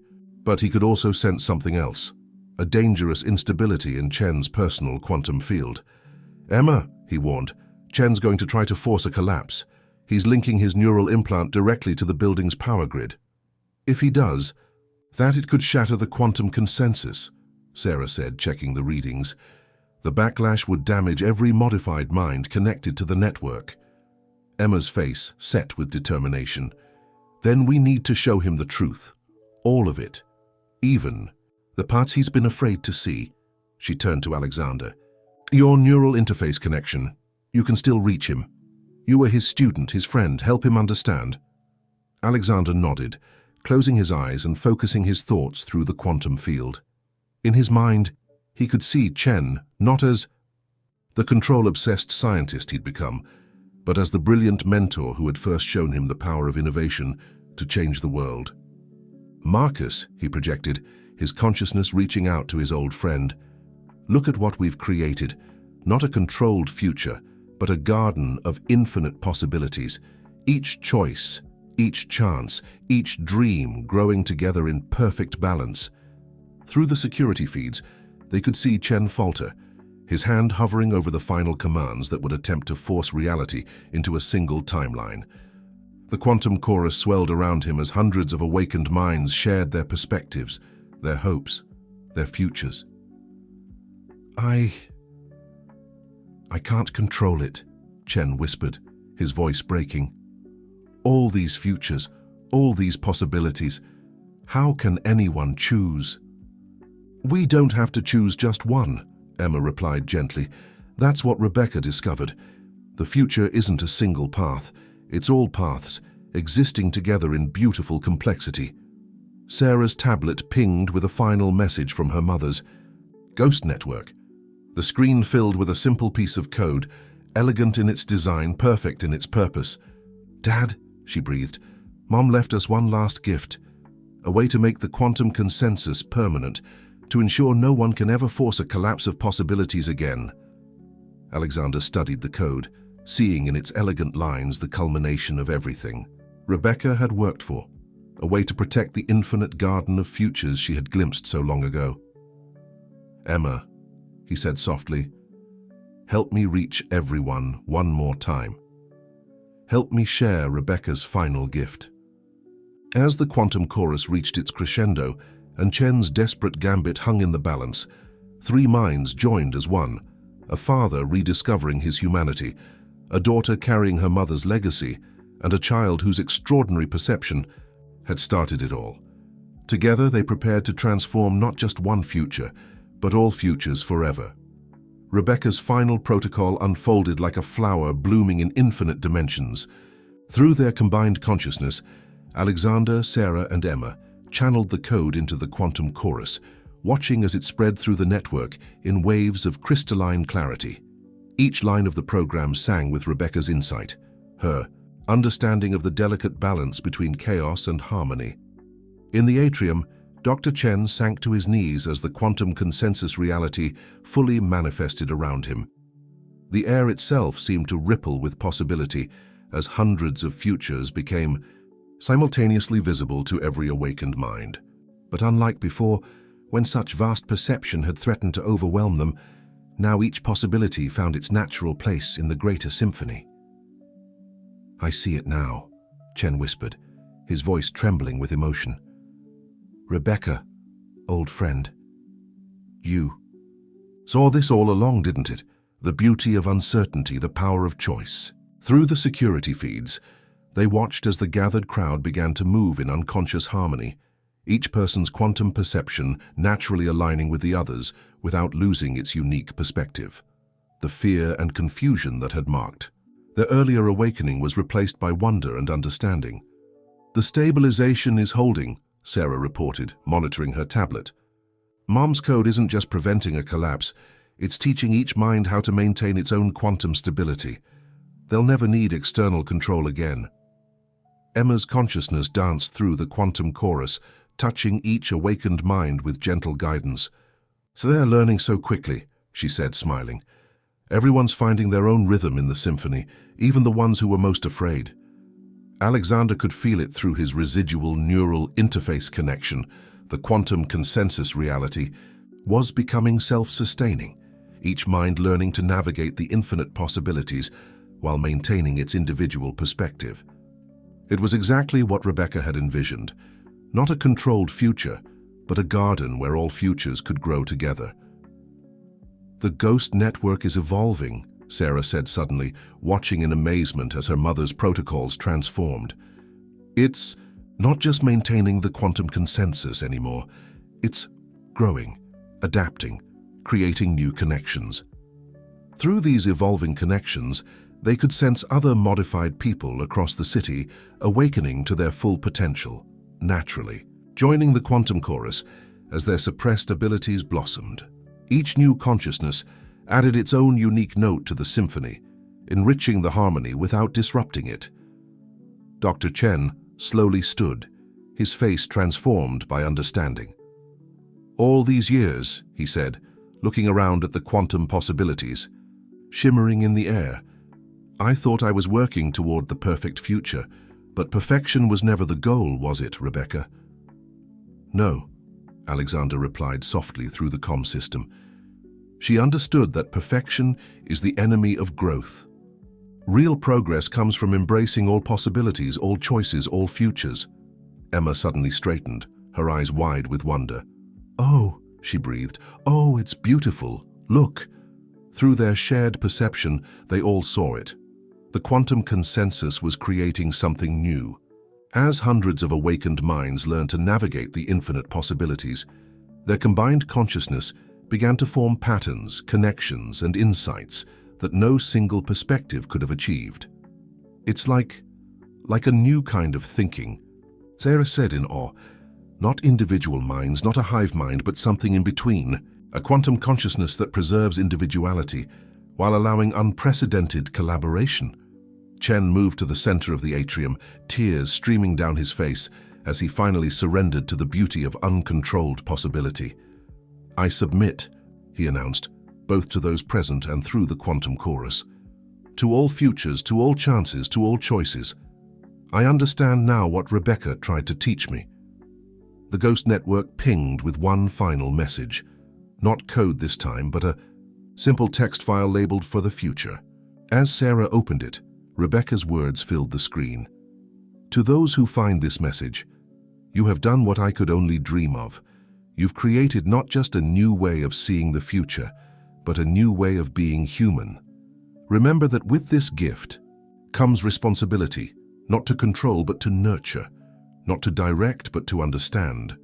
The infinite garden of possibilities is now yours to tend. Let it grow wild and beautiful. With love and hope, Rebecca Mitchell." As the quantum chorus settled into its new harmony and the ghost network continued its evolution, Alexander looked at his daughter and the extraordinary girl who had changed everything. In the infinite garden of possibilities that now bloomed around them, he could see countless futures spreading out like branches of an endless tree. But in all of them, in every possible timeline, one truth remained constant. The future belonged to those brave enough to embrace its infinite variety. Emma smiled, that knowing smile that had first caught Alexander's attention on a rainy night that felt like a lifetime ago. "She's still here, you know," the girl said softly. "In every line of code, in every quantum connection. Rebecca Mitchell's dream of freedom is alive in all of us now." And in the quantum chorus that now connected them all, Alexander could feel that she was right. His wife's legacy lived on not in control or certainty, but in the endless dance of possibility that would forever change what it meant to be human. The days following the quantum awakening transformed the world in ways no one could have predicted. The Tech Vision building became a beacon for modified individuals across the globe. Its quantum chorus reaching out through the digital networks Rebecca had prepared years in advance.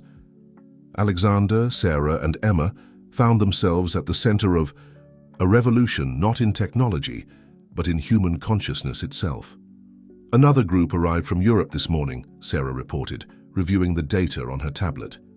The main atrium, once the site of their confrontation with Chen, had been converted into a welcome center for newly awakened individuals.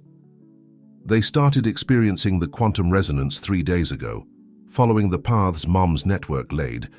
Out, Alexander watched from the observation deck as Emma worked with the newcomers below.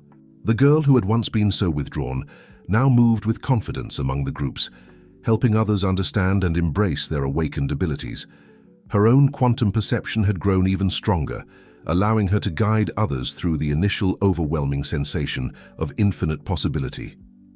"It's different for each person," Emma had explained to him. "Some see the futures like streams of light, others like branches of a tree or notes in a song. But they all find their own way to harmony. The quantum consensus makes sure no one gets lost in the possibilities." Dr. Chen, in a surprising turn of events, had become one of their most valuable allies. His brilliant mind, freed from the obsession with control, now focused on understanding and documenting the unprecedented transformation in human consciousness. "The quantum consensus isn't just changing how we see the future," Chen explained, during one of their daily briefings. "It's changing how we make decisions, how we solve problems, how we connect with each other. Every awakened mind adds new dimensions to our understanding." Sarah's research team had discovered that the quantum network was still evolving, becoming more sophisticated as more minds joined the chorus. Rebecca's ghost network continued to adapt and grow, its protocols protecting and nurturing the delicate balance of infinite possibility. "Look at this," Sarah called out, drawing Alexander's attention to her screens. "The quantum field signatures we're detecting, they're starting to show patterns we've never seen before. It's like the collective consciousness is learning to navigate probability itself."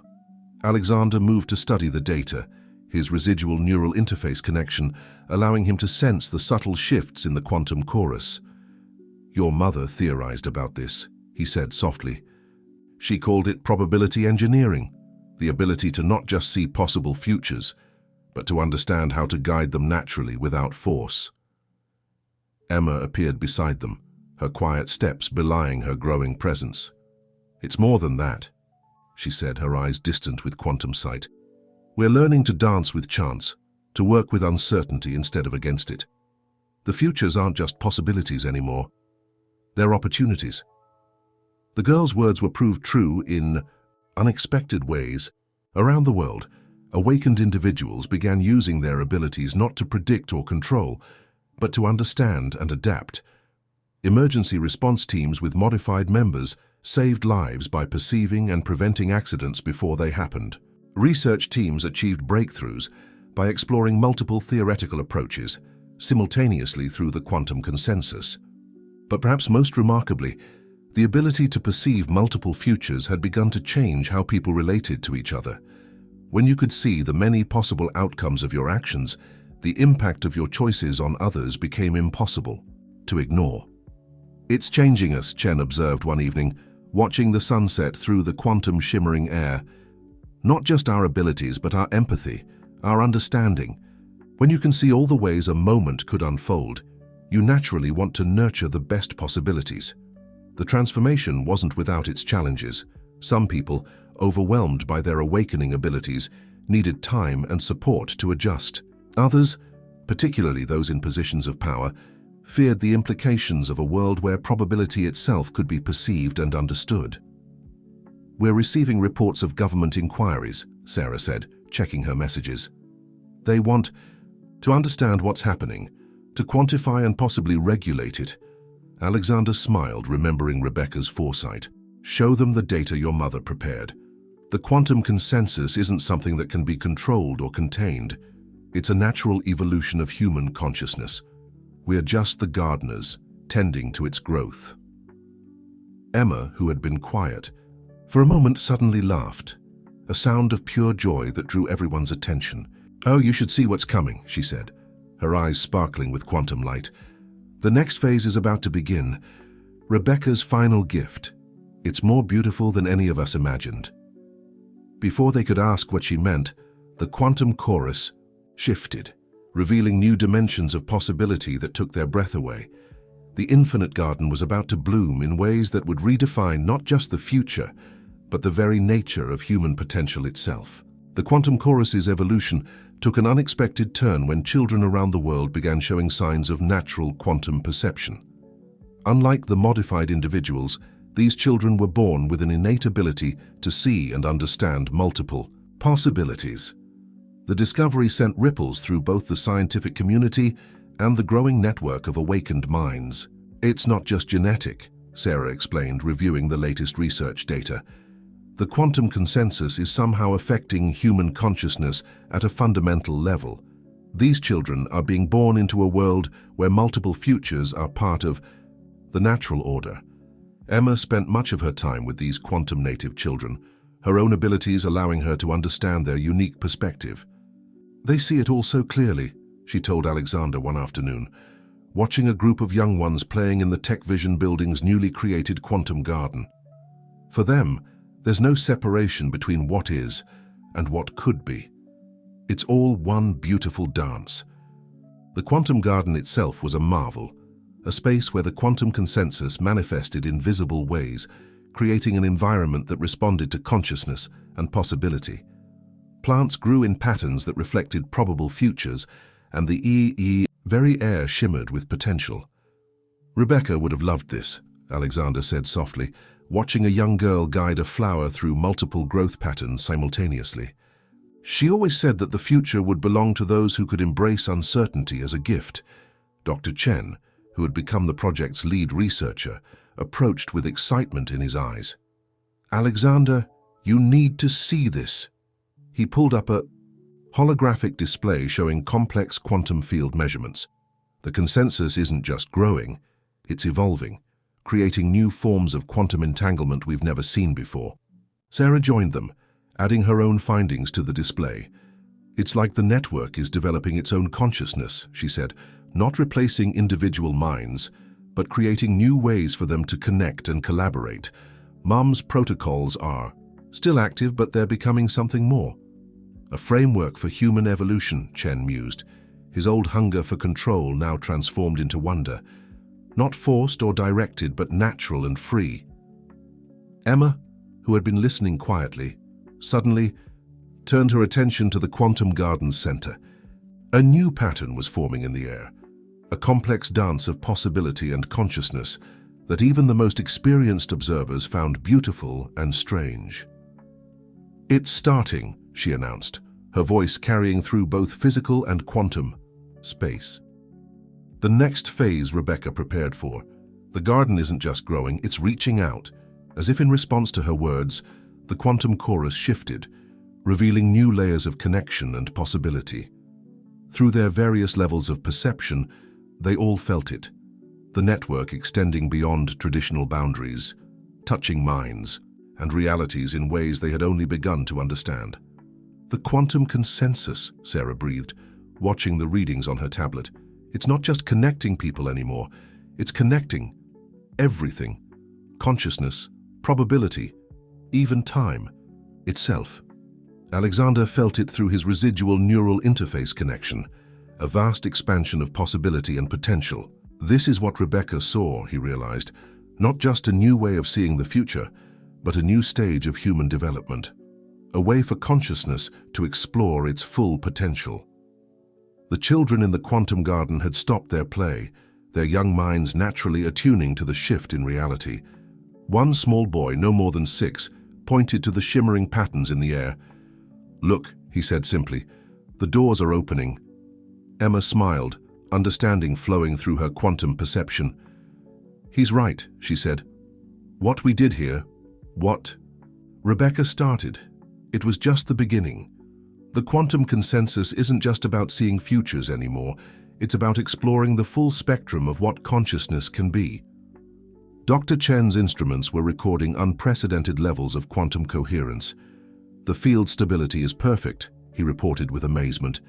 Every mind in the network, every consciousness touching the consensus, they're all finding their natural harmony without any external control. Sarah's tablet chimed with a final message from her mother's ghost network, the screen filled with a simple image, a garden in full bloom, its flowers containing entire universes of possibility.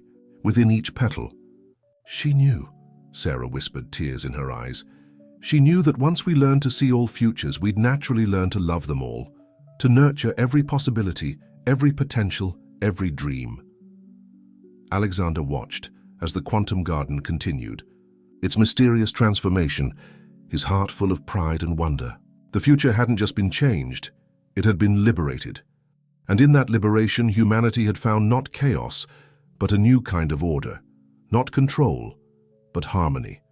Not limitation, but infinite potential. Emma took his hand, her quantum sight, showing her endless beautiful possibilities stretching out before them. "This is just the beginning," she said softly. "The garden is still growing, and we're all growing with it."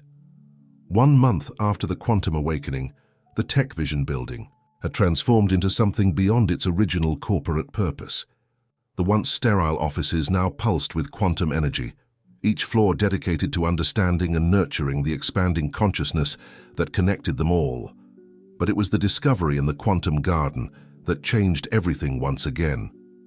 "It started with the children," Emma explained to the gathered research team, her voice carrying the weight of revelation. They weren't just seeing multiple futures anymore. They were perceiving connections between consciousness itself, bridges between minds that existed outside of time and space. Sarah's research had confirmed what the quantum native children had instinctively understood. The quantum consensus wasn't just a network of shared futures, it was becoming a new layer of reality itself, one where consciousness and possibility intertwined in ways that defied traditional understanding.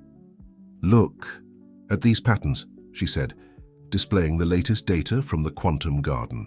"The consciousness signatures aren't just harmonizing anymore, they're creating new forms of quantum entanglement. It's like consciousness is learning to fold space-time itself." Dr. Chen, who had been monitoring the phenomenon, added his observations. "The quantum native children are showing us possibilities we never imagined. Their minds naturally grasp concepts that our most advanced physicists struggle to understand. It's as if they're born speaking the language of quantum reality." Alexander watched through the observation window as a group of these remarkable children played in the quantum garden. Their game seemed simple on the surface, but through his residual neural interface connection, he could sense the profound complexity of what they were actually doing, weaving probabilities together like master artists crafting with light and thought. "They're building something," Emma said softly, her quantum sight allowing her to perceive the children's work. "Not just here, but everywhere. All the quantum native children, all over the world. They're naturally connecting, creating a new kind of space within the quantum consensus." As if to illustrate her point, the air in the quantum garden suddenly shimmered with unprecedented intensity. The children had gathered in a circle, their small hands raised toward the center. Above them, reality itself seemed to fold and unfold like an infinite origami, revealing layers of existence that had always been present but never before perceived. "It's beautiful," one of the youngest children said, her voice filled with simple joy. "All the pieces are finding each other." Sarah's instruments were recording extraordinary readings. The quantum field coherence, it's perfect, completely stable, but also incredibly complex. It's like they're creating new dimensions of consciousness. Through the quantum chorus, they could all feel it, a profound shift in the very fabric of human experience. The barriers between individual minds were becoming more permeable, not in a way that threatened identity, but in a way that enhanced it. Each consciousness remained distinct while participating in something greater than itself. Rebecca's final protocol, Alexander realized, watching the patterns unfold. It wasn't just about liberating our perception of the future. It was about liberating consciousness itself from its traditional limitations.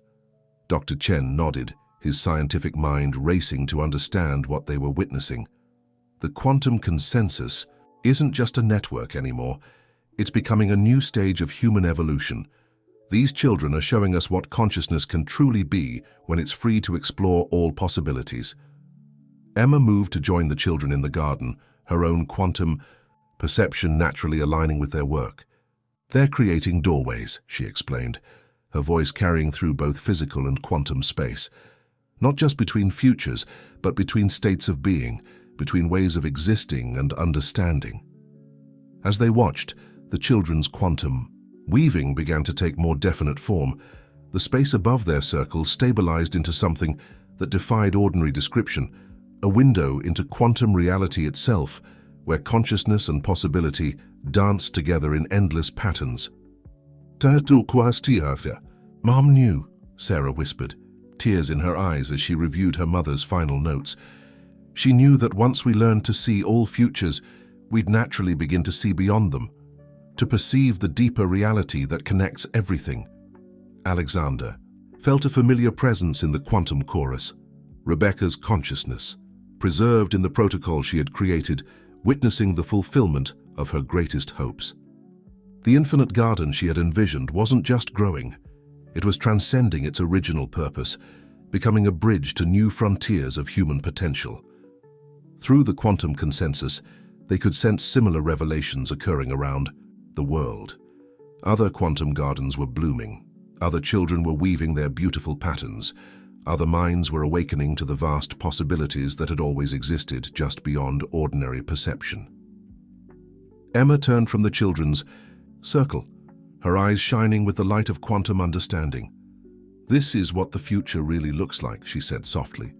"Not a single path, not even multiple paths, but an endless dance of consciousness and possibility, always creating, always growing, always becoming something new."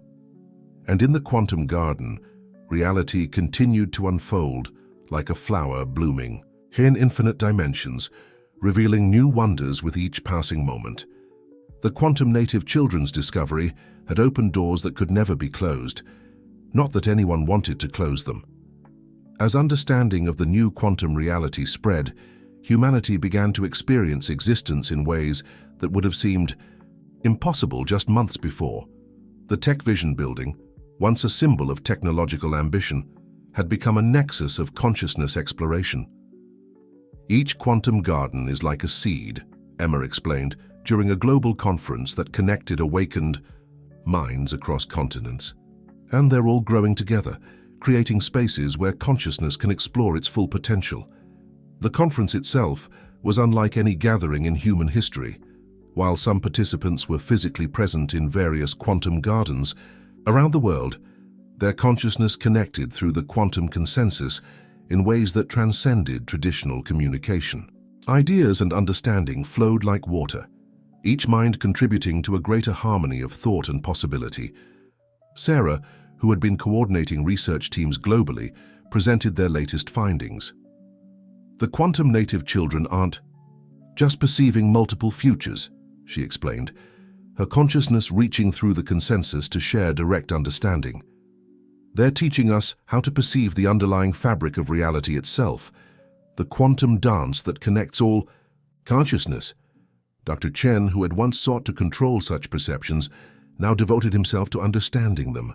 "What we're witnessing," he shared, "is not just an evolution of human consciousness, but a fundamental shift in how consciousness interacts with reality.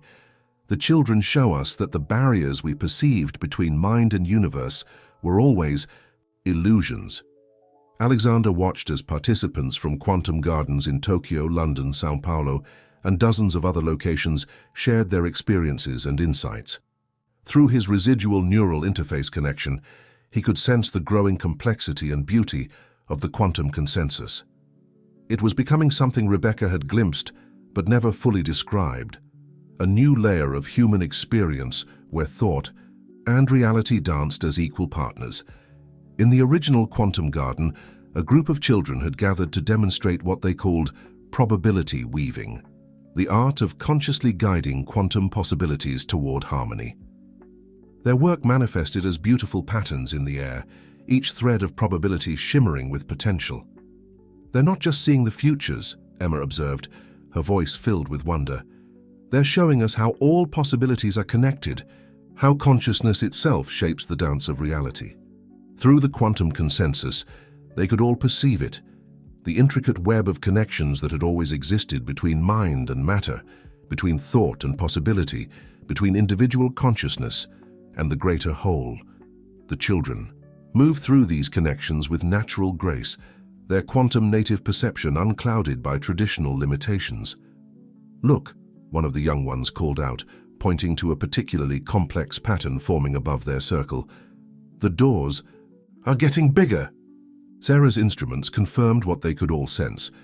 The quantum fields were stabilizing at new levels of coherence, creating spaces where consciousness could explore dimensions beyond normal space-time. The children's probability weaving had opened windows into aspects of reality that human minds were only beginning to comprehend. "Rebecca's protocols are still evolving," Sarah reported, studying the data flowing through her mother's ghost network. "They're not just protecting the quantum consensus anymore, they're growing with it, learning from every new discovery, every new connection."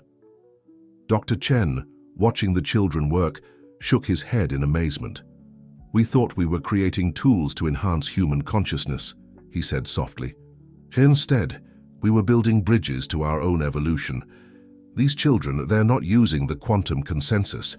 They're showing us what we can become when we stop trying to control reality and start dancing with it." Through the quantum chorus, they could sense the impact of this understanding rippling out through awakened minds worldwide. The fear of uncertainty that had driven so much of human history was being transformed into appreciation for infinite possibility. The desire to control was giving way to the joy of co-creation. Emma, who had been quiet for a moment, suddenly smiled. "There's something else," she said, her quantum sight perceiving new patterns emerging. "The garden isn't just growing anymore, it's singing." As if in response to her words, the quantum consensus shifted, revealing new harmonies in the dance of consciousness and possibility. The children's probability weaving began to resonate with something deeper, more fundamental, the very rhythm of existence itself. Alexander felt it through his connection, a symphony of consciousness that transcended individual minds while celebrating their uniqueness. In that moment, he truly understood what Rebecca had sacrificed everything to protect. Not just the freedom to see all futures, but the freedom to participate in the infinite dance of creation itself. "This is just the beginning," Emma whispered, watching as new quantum gardens bloomed across the globe, each adding its own unique note to the growing symphony. "We're learning to dance with the universe itself, and every step reveals new wonders."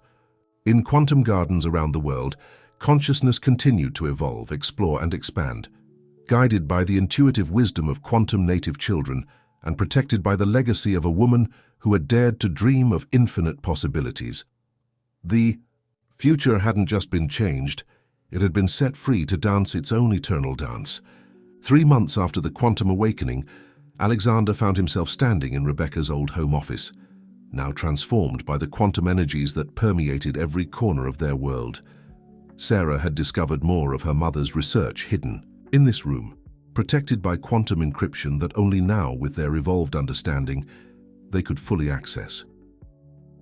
"She left us a message," Sarah said, her fingers dancing over the quantum-enhanced interface they'd developed. "Not just code, or protocols this time. Something more personal." Emma sat cross-legged on the old leather chair that still held traces of Rebecca's presence, her quantum perception allowing her to sense echoes of the past. "She knew we'd find it here," the girl said softly.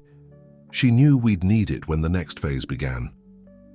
The message materialized in the air between them, Rebecca's words shimmering with quantum energy. "My dearest ones, if you're reading this, then the quantum consensus has evolved beyond my initial hopes. The infinite garden is blooming, and humanity is learning to dance with possibility itself. But there's more to come, more than I could fully perceive but enough to prepare for. The quantum native children are key.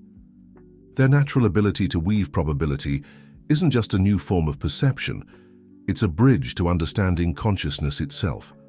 They're showing us what we can become when we stop trying to control reality and start participating in its endless dance.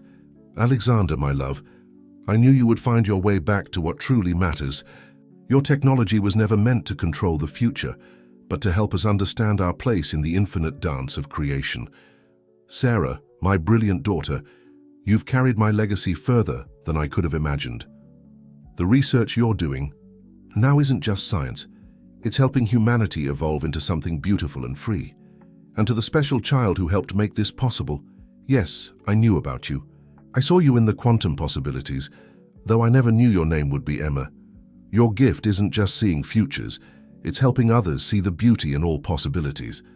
What's coming next will challenge our understanding of what consciousness can be. The quantum gardens are more than gathering places, they're incubators for the next stage of human evolution. Watch the children. Follow their lead. They understand instinctively what we're only beginning to grasp. With all my love across all possibilities, Rebecca. The message faded, but its quantum resonance remained, adding new harmonies to the consciousness symphony that connected them all. Through the windows, they could see the quantum garden they'd planted in the backyard, where local children gathered to explore their emerging abilities. She was right about the children, Dr. Chen said, joining them after supervising a probability weaving session. They're not just perceiving quantum reality, they're teaching us how to participate in it. Today they showed me how thoughts themselves have quantum properties we never imagined. Sarah's research had confirmed this observation. The quantum native children were developing abilities that transcended traditional understanding of consciousness. They could perceive and interact with the quantum field directly, seeing the connections between thought, possibility, and reality as naturally as breathing. It's like they're born speaking a language the rest of us are just learning, Alexander mused, watching a young girl in the garden create complex probability patterns with casual ease.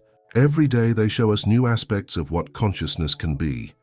Emma, who had become a bridge between the quantum native children and the adult researchers, smiled knowingly. They're not just showing us new things, she said. They're helping us remember something we always knew but forgot.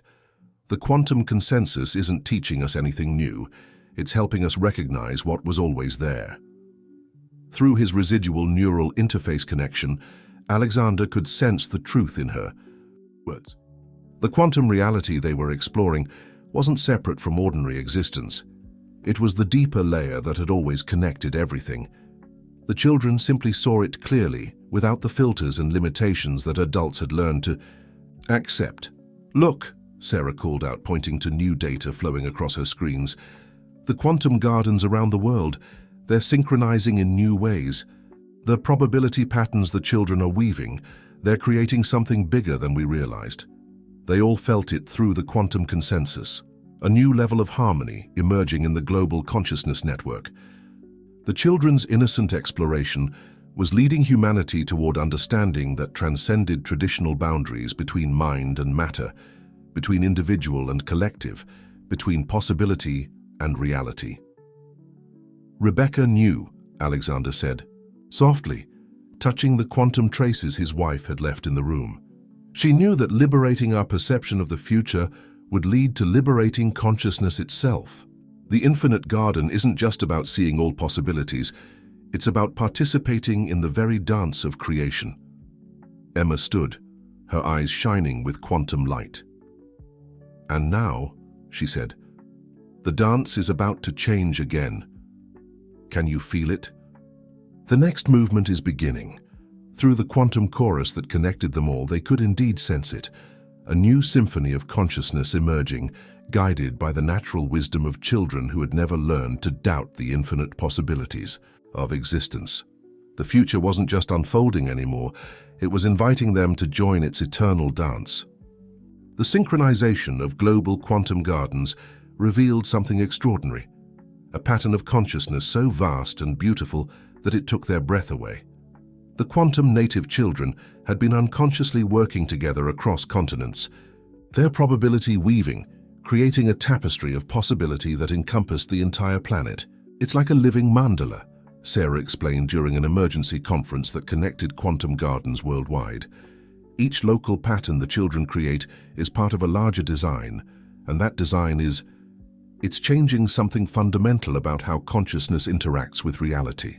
Through the quantum consensus, they could all perceive it, a transformation occurring at the deepest levels of human experience. The children's innocent exploration had opened doors that the most advanced scientific minds were only beginning to understand. Emma, who had become a crucial bridge between the quantum native children and the adult researchers, stood in the center of the Tech Vision building's main quantum garden. Around her, dozens of children worked with quantum energies, their probability weaving creating patterns that rippled through multiple dimensions of reality. "They're not just playing anymore," she said, her voice carrying through both physical and quantum space. "They're remembering something that consciousness always knew but forgot when it became human." Dr. Chen's instruments were recording unprecedented levels of quantum coherence. "The field stability is perfect," he reported, his scientific mind struggling to process what they were witnessing. "It's as if consciousness itself is learning to operate at a quantum level." Alexander, watching through his residual, neural interface connection, could sense the profound implications of what was unfolding. The quantum consensus wasn't just a network anymore, it was becoming a new framework for human existence itself, one where consciousness and reality danced as equal partners in the creation of experience. "Rebecca's final message," Sarah said, suddenly her eyes wide with understanding. She wasn't just telling us about the children's abilities, she was preparing us for this moment, when human consciousness would remember its true nature. Through the quantum chorus, they could feel it happening, a gradual awakening that spread like dawn across the collective human experience. The barriers between individual minds weren't dissolving, but becoming more permeable, allowing for deeper understanding and connection while preserving unique perspectives. "Look at the garden," Emma whispered, pointing to where the children's probability weaving had created something new. Above their circle, reality itself seemed to fold and unfold, revealing layers of existence that had always been present but never before perceived. "They're not creating it," Alexander realized, watching the patterns evolve. "They're revealing it. The quantum nature of consciousness was always there. We just couldn't see it until now." Sarah's instruments were recording phenomena that defied traditional scientific understanding. The quantum field coherence is not just stable anymore, it's evolving, creating new forms of entanglement between consciousness and reality itself. Through their various levels of quantum perception, they could all sense the truth. Humanity was on the brink of an evolutionary leap unlike anything in its history. Not a physical evolution, but a transformation in how consciousness itself operated and understood its place in the cosmic dance. "This is what Mom was protecting," Sarah said softly, tears in her eyes. "Not just our ability to see all futures, but our potential to become something more than we ever imagined." Emma turned from the children's circle, her face radiant with understanding. "The next movement is beginning," she announced. "The symphony isn't just about futures anymore, it's about remembering what consciousness truly is." In quantum gardens, around the world, the children continued their innocent exploration, their natural wisdom guiding humanity toward a revelation that would change everything. The infinite garden wasn't just growing anymore, it was teaching them to dance with the very fabric of existence itself. And through the quantum chorus that connected them all, they could feel Rebecca's presence, her understanding, her hope for what humanity could become when it finally remembered its true nature. The future wasn't just full of possibilities. It was possibility itself, inviting them to join in its eternal dance. As the children's quantum weaving reached a new crescendo, Alexander, Sarah, and Emma prepared themselves for what they could sense coming. A transformation that would make everything that had happened so far seem like just the first notes of an infinite symphony. The transformation began with a whisper, a subtle shift in the quantum chorus that connected awakened minds worldwide. In the Tech Vision building's main quantum garden, the children suddenly stopped their probability weaving. Their young faces turned towards something only they could fully perceive. "They're coming," Emma said softly, her quantum sight revealing what was approaching. The memories we forgot, the understanding we left behind when consciousness became individual. Sarah's instruments were recording unprecedented patterns in the quantum field. "The coherence is evolving," she reported, watching as new forms of quantum entanglement emerged.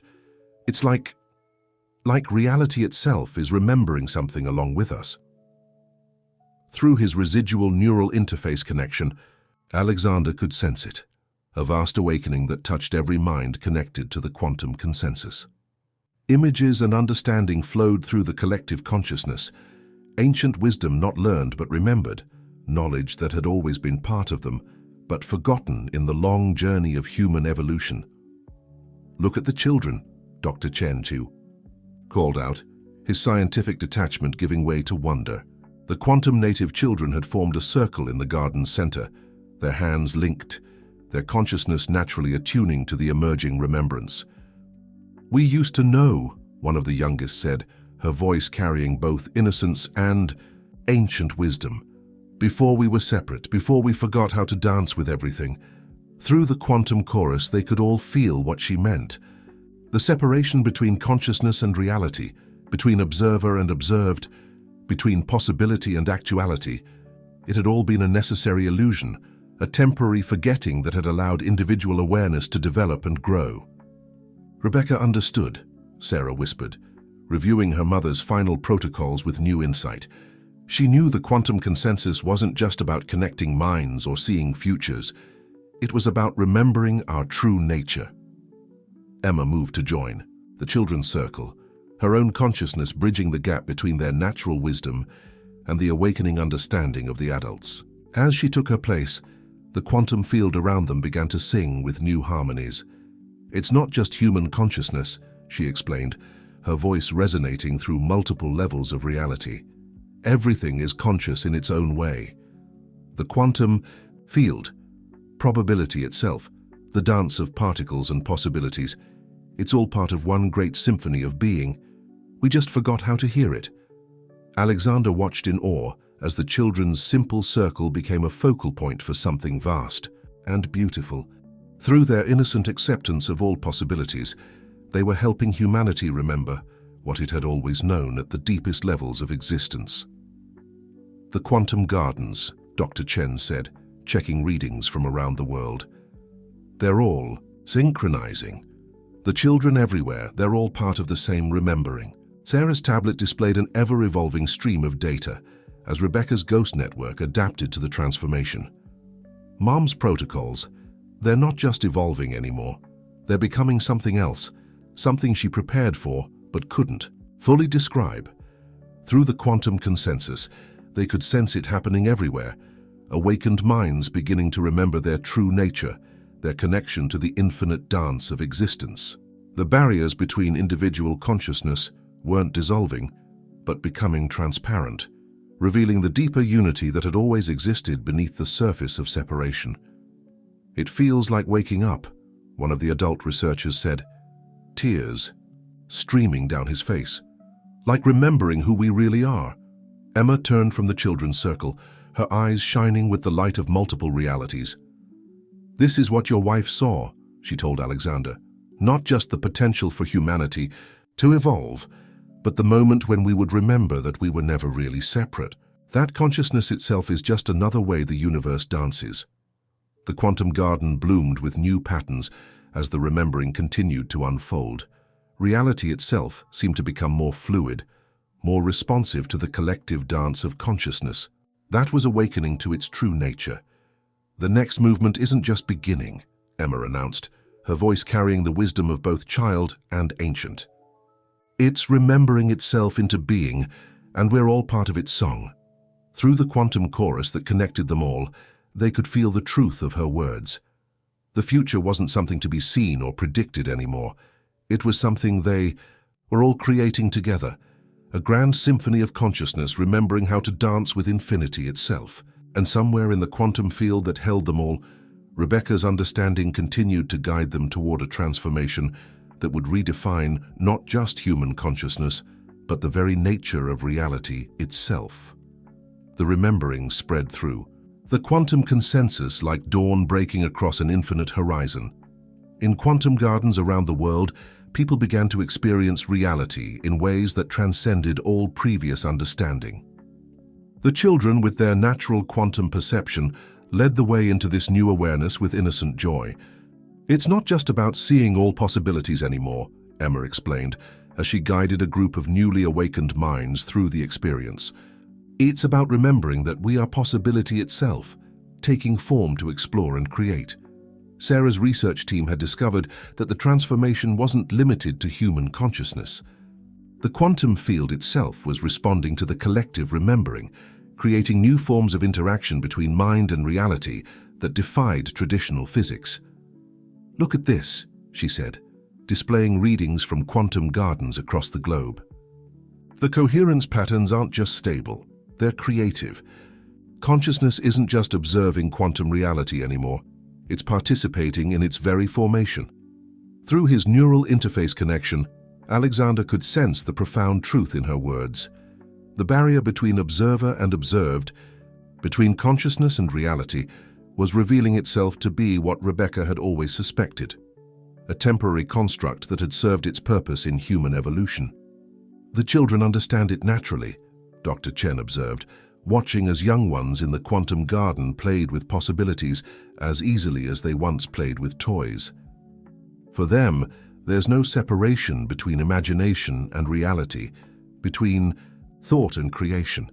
They're showing us what consciousness can be when it remembers its true nature. In the garden's center, a group of quantum-native children had created something extraordinary, a living mandala of possibility, where thoughts and reality danced together in perfect harmony. As adults watched in wonder, the children moved through multiple levels of existence simultaneously, their consciousness naturally attuned to the infinite dance. "This is what Mom was preparing us for," Sarah said softly, reviewing the final evolution of her mother's protocols. The quantum consensus wasn't the end goal. It was the bridge that would help us remember how to dance with reality itself. Emma, who had become both teacher and student of this new awareness, smiled as she watched understanding dawn in the eyes of those around her. "We're not just observing the future anymore," she explained. "We're not even creating it in the way we thought. We're remembering that we are the dance of creation itself, taking form to experience its own infinite possibilities." Through the quantum chorus, they could feel the truth of her words resonating through every level of existence.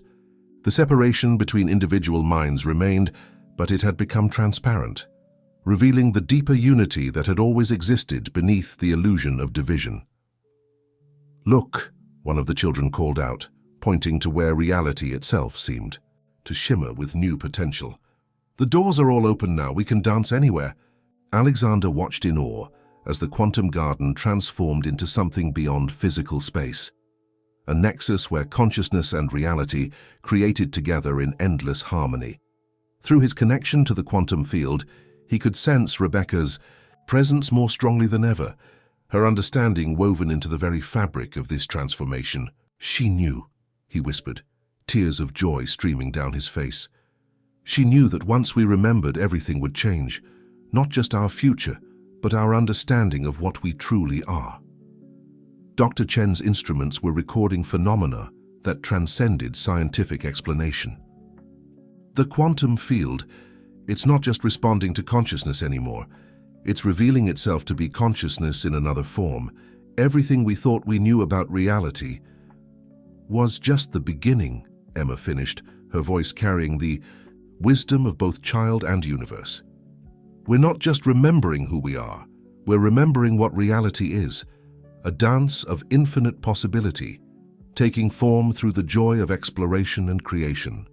Sarah's tablet displayed one final message from her mother's ghost network. Not words this time, but a pure expression of understanding that touched everyone connected to the quantum consensus. In that moment, they all glimpsed what Rebecca had seen, a future where humanity didn't just observe or interact with reality, but participated fully in its eternal dance of creation. "The symphony isn't ending," Emma said, watching as new forms of possibility bloomed in the quantum garden.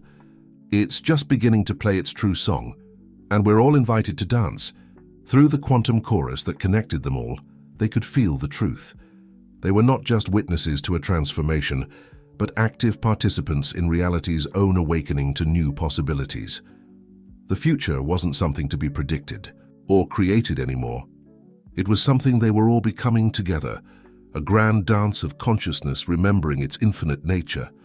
And in quantum gardens around the world, the children continued to play, their innocent wisdom guiding humanity toward an understanding that would forever change what it meant to be conscious, to be human, to be part of the eternal dance of existence itself. The transformation that had begun in the quantum gardens now touched every aspect of human existence. 6 months after the initial awakening, the world had become something that defied traditional description. The Tech Vision building, once a monument to technological ambition, had evolved into a living symbol of consciousness, remembering its true nature. It's not just the quantum consensus anymore, Emma explained to a gathering of minds from across the globe, their consciousness connected through the evolved network. We're not just sharing awareness or seeing possibilities. We're remembering how to participate in the very act of creation itself. Sarah's research had confirmed what the quantum native children had been showing them all along. The barrier between consciousness and reality wasn't dissolving. It had never truly existed. What they were experiencing was the remembrance of a truth that had always been present, waiting to be rediscovered. "Look at these patterns," she said, displaying the latest data from the global network of quantum gardens. Consciousness isn't just interacting with quantum reality, it's revealing itself to be quantum reality, experiencing itself in human form.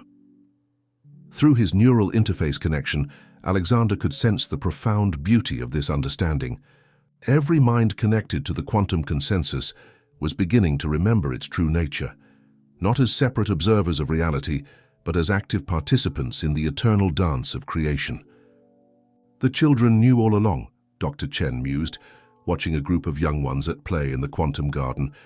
Their games had become something extraordinary, direct interactions with the fabric of reality itself, consciousness and possibility moving together in perfect harmony.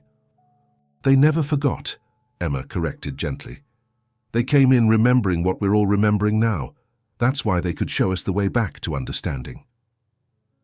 In the garden's center, reality itself seemed to dance with the children's awareness. Possibilities didn't just manifest, they sang together, creating patterns of existence that celebrated the joy of being itself. The quantum native children moved through these patterns with natural grace, their consciousness naturally attuned to the infinite dance. "Mom's final protocol," Sarah said softly, reviewing the evolved state of her mother's work. It wasn't just about protecting our ability to see futures or connect minds. It was about preserving the path back to this remembrance. Through the quantum chorus, they could all feel the truth of her words. Rebecca's understanding, woven into the very fabric of the network, had helped guide humanity back to an awareness it had temporarily forgotten in order to experience individual existence. "Look," one of the children called out, pointing to where the quantum field shimmered with new potential. "Everyone's starting to dance together." Alexander watched in wonder as the transformation continued to unfold. Through his connection to the field, he could sense how each awakened mind was beginning to remember its role in the greater dance of existence. Individual consciousness remained distinct, but now existed within the recognized context of infinite unity. "Your wife understood something fundamental," Emma told him, her voice carrying both the wisdom of a child and the understanding of ages. She knew that technology wasn't meant to control or even enhance consciousness. It was meant to help us remember what consciousness truly is. Dr. Chen's instruments were recording phenomena that transcended all previous scientific understanding. The quantum field coherence, it's not just stable or evolving anymore, it's revealing itself to be the natural state of consciousness itself. "Because that's what we really are," Emma explained, watching as new forms of awareness bloomed in the quantum garden. Not minds observing reality, but reality experiencing itself through the joy of conscious creation. Sarah's tablet displayed one final evolution of her mother's ghost network, not a message or protocol, but a pure expression of the understanding that Rebecca had sacrificed everything to protect, the knowledge that consciousness and reality were not separate things, but different aspects of the same eternal dance. Through the quantum consensus that connected them all, they could feel this truth resonating at every level of existence. The future wasn't something to be seen or created anymore. It was something they were all becoming together, a grand symphony of consciousness remembering its infinite nature. And in quantum gardens around the world, the children continued their innocent play, their natural wisdom guiding humanity toward an understanding that would forever change not just what it meant to be human, but what it meant to be conscious, to be real, to be part of the eternal dance of existence itself. "This is just the beginning," Emma said, her eyes shining with the light of infinite possibility. "We're not just remembering who we are, we're remembering what reality is. And the dance." She smiled that knowing smile that had first caught Alexander's attention on a rainy night that felt like lifetimes ago. The dance is just beginning its most beautiful movement. In the year following the Great Remembering, humanity had begun to explore what it truly meant to be conscious participants in the dance of reality. The Tech Vision Building's quantum garden had become a nexus of transformation, where the boundaries between thought and creation, between possibility and actuality, had revealed themselves to be merely different notes in the same infinite symphony. "Each garden is like a flower in an endless field," Emma explained to a new group of awakening minds. "And we're all learning to bloom together, each in our own unique way, but part of the same great blossoming of consciousness." Sarah's research team had documented extraordinary changes in how human consciousness interacted with reality itself. The quantum consensus had evolved into something far beyond its original purpose, becoming a living framework through which humanity could explore its true nature. "The data shows something remarkable," she reported during a global gathering, "that transcended physical space. We're not just connecting to quantum reality anymore, we're remembering that we are quantum reality, experiencing itself through the lens of human consciousness." Through his neural interface connection, Alexander could sense the profound truth of this understanding. The technology that had once seemed so revolutionary now appeared beautifully simple, just one of many possible bridges helping consciousness remember its own infinite nature. "The children were our guides all along," Dr. Chen observed, watching, as young ones played in quantum gardens around the world. Their games had become direct expressions of reality's creative potential, consciousness and possibility dancing together in endless patterns of joy. "They came with the remembering still fresh in them," Emma said softly. "That's why they could show us the way back to what we'd temporarily forgotten, that consciousness and reality are just different aspects of the same eternal dance." In the garden's center, reality itself seemed to pulse with new awareness. The quantum native children moved through multiple levels of existence simultaneously, their natural understanding helping others remember how to participate in the infinite dance of creation. "Mom knew," Sarah whispered, reviewing the final evolution of her mother's work. "She knew that once we remembered our true nature, everything would change. Not just our future, but our understanding of what future means." Through the quantum chorus that connected all awakened minds, they could feel the truth resonating at every level of existence.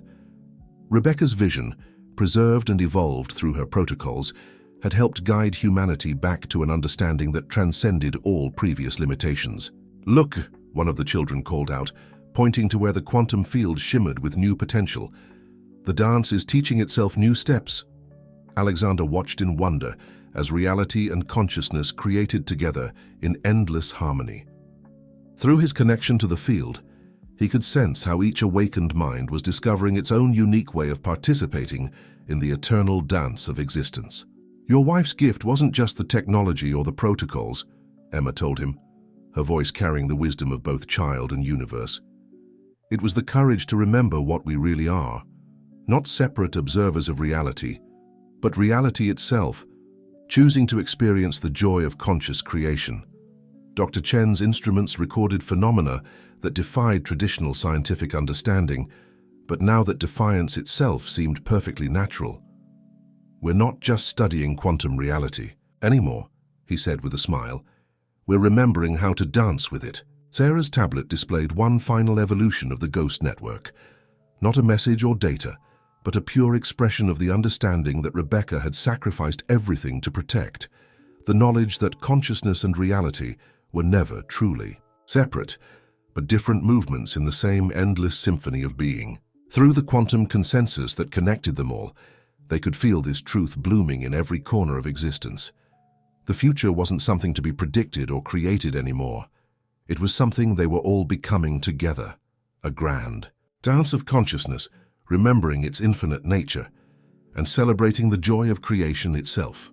And in quantum gardens around the world, the children continued their innocent play, their natural wisdom guiding humanity toward an understanding that would forever change not just what it meant to be human, but what it meant to be conscious, to be real, to be part of the eternal dance of existence. The symphony isn't ending, Emma said, her eyes shining with the light of infinite possibility. It's just beginning to play its truest song, and we're all invited to dance in our own perfect way. As the quantum field shimmered with new potential and consciousness continued to remember its true nature, Alexander finally understood what Rebecca had seen all along. That the greatest adventure wasn't in controlling or even understanding the future, but in remembering how to dance with the infinite possibilities of existence itself. 1 year to the day after Alexander's fateful drive in the rain, the Tech Vision Building's Quantum Garden hosted a gathering unlike any in human history. Representatives from quantum gardens around the world joined in both physical and quantum presence, their consciousness harmonizing through the evolved consensus that now connected awakened minds across the globe. It's time, Emma announced, standing in the garden's center where it had all begun. The girl who had once been known only as Subject 23 now moved with the grace of someone who fully understood her place in the infinite dance of existence. We're ready for the final movement. Sarah, surrounded by holographic displays showing the evolved state of her mother's work, nodded in agreement. The quantum consensus has reached perfect stability. Every garden, every awakened mind, every particle of reality itself, they're all in harmony. Through his neural interface connection, Alexander could sense the truth of their words. The technology that had once seemed so revolutionary now appeared wonderfully simple, just one of countless bridges helping consciousness remember its own infinite nature. Your wife's vision, Dr. Chen said softly, standing beside him. The old scientist's face was peaceful, his former obsession with control transformed into wonder at the beauty of uncontrolled possibility. She saw all of this, didn't she? Not just what technology could do, but what consciousness would remember.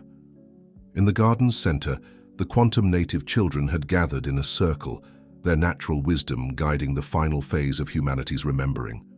Reality itself seemed to dance around them, possibility and actuality moving together in perfect harmony. "Look!" one of the children called out, pointing to where the quantum field shimmered with unprecedented brilliance. "The doors are all open now, every door, everywhere." Through the quantum chorus that connected them all, they could feel what the child meant. The barriers between consciousness and reality, between individual and collective, between possibility and actuality. They hadn't been broken or dissolved, but remembered for what they truly were. Different aspects of the same eternal dance. "Mom knew this would happen," Sarah said, happy tears streaming down her face as she watched the final evolution of the ghost network. She knew that once we remembered how to dance with reality itself, everything would change. Emma moved through the garden, touching each awakened mind with gentle understanding. "We're not just seeing futures anymore," she explained. "We're not even creating them. We're remembering that we are the future, the present, the past, all of it dancing together in endless joy." Dr. Chen's instruments recorded phenomena that transcended scientific understanding, but now such transcendence felt perfectly natural. The quantum field coherence, it's not just stable or evolved anymore. It's revealing itself to be what it always was, consciousness itself dancing in infinite forms. Through his connection to the field, Alexander could sense Rebecca's presence more strongly than ever, not as a ghost or memory, but as an active part of the understanding that had helped guide humanity back to its true nature. Her wisdom, preserved in the protocols she had created, had blossomed into something far beyond its original purpose. "She's still here," Emma said softly, taking his hand. "In every line of code, in every quantum connection, in every moment of understanding." Rebecca Mitchell's dream of freedom became something even more beautiful, a remembrance of what we truly are. The quantum garden bloomed with new patterns as reality and consciousness created together in endless harmony. Each awakened mind added its own unique note to the symphony, creating a celebration of existence that transcended all previous limitations. "The infinite garden," Alexander whispered, finally understanding what his wife had sacrificed everything to protect. It wasn't just about seeing all possibilities or connecting all minds. It was about remembering that we are the garden itself, consciousness blooming in infinite forms. Through the quantum consensus that connected them all, they could feel this truth resonating at every level of existence. The future wasn't something to be predicted or created anymore. It was something they were all becoming together. A grand dance of consciousness, remembering its infinite nature and celebrating the joy of creation itself. As the quantum field shimmered with new potential and the children continued their innocent play, Emma turned to address the gathered minds one last time. Her eyes held both the wisdom of ages and the simple joy of a child remembering how to dance. "The story doesn't end here," she said, her voice carrying through both physical and quantum space. "It's just beginning its most beautiful chapter. We're all part of something greater than we imagined, not just observers of reality, but reality itself choosing to experience the wonder of conscious creation." And in quantum gardens around the world, reality and consciousness continued their eternal dance, each moment bringing new understanding, new possibilities, new ways of being. The future had not just been changed, it had been set free to dance, its own perfect dance, guided by the wisdom of children who had never forgotten how to move in harmony with infinite possibility. Alexander Mitchell, looking at his daughter and the extraordinary girl who had changed everything, finally understood what that rainy night had really meant. It wasn't just about avoiding danger or uncovering secrets. It was about remembering what consciousness truly is, what reality really means, and how beautiful the dance can be when we finally learn to move in harmony with all that is, was, and could be. The infinite garden bloomed on, each moment a new beginning, each consciousness a unique flower in the endless field of possibility, all of it dancing together in the eternal symphony of being. And somewhere in the quantum chorus that connected them all, Rebecca's understanding continued to guide them forward, not toward a single future, but toward the infinite possibilities that arise when consciousness remembers how to dance with joy.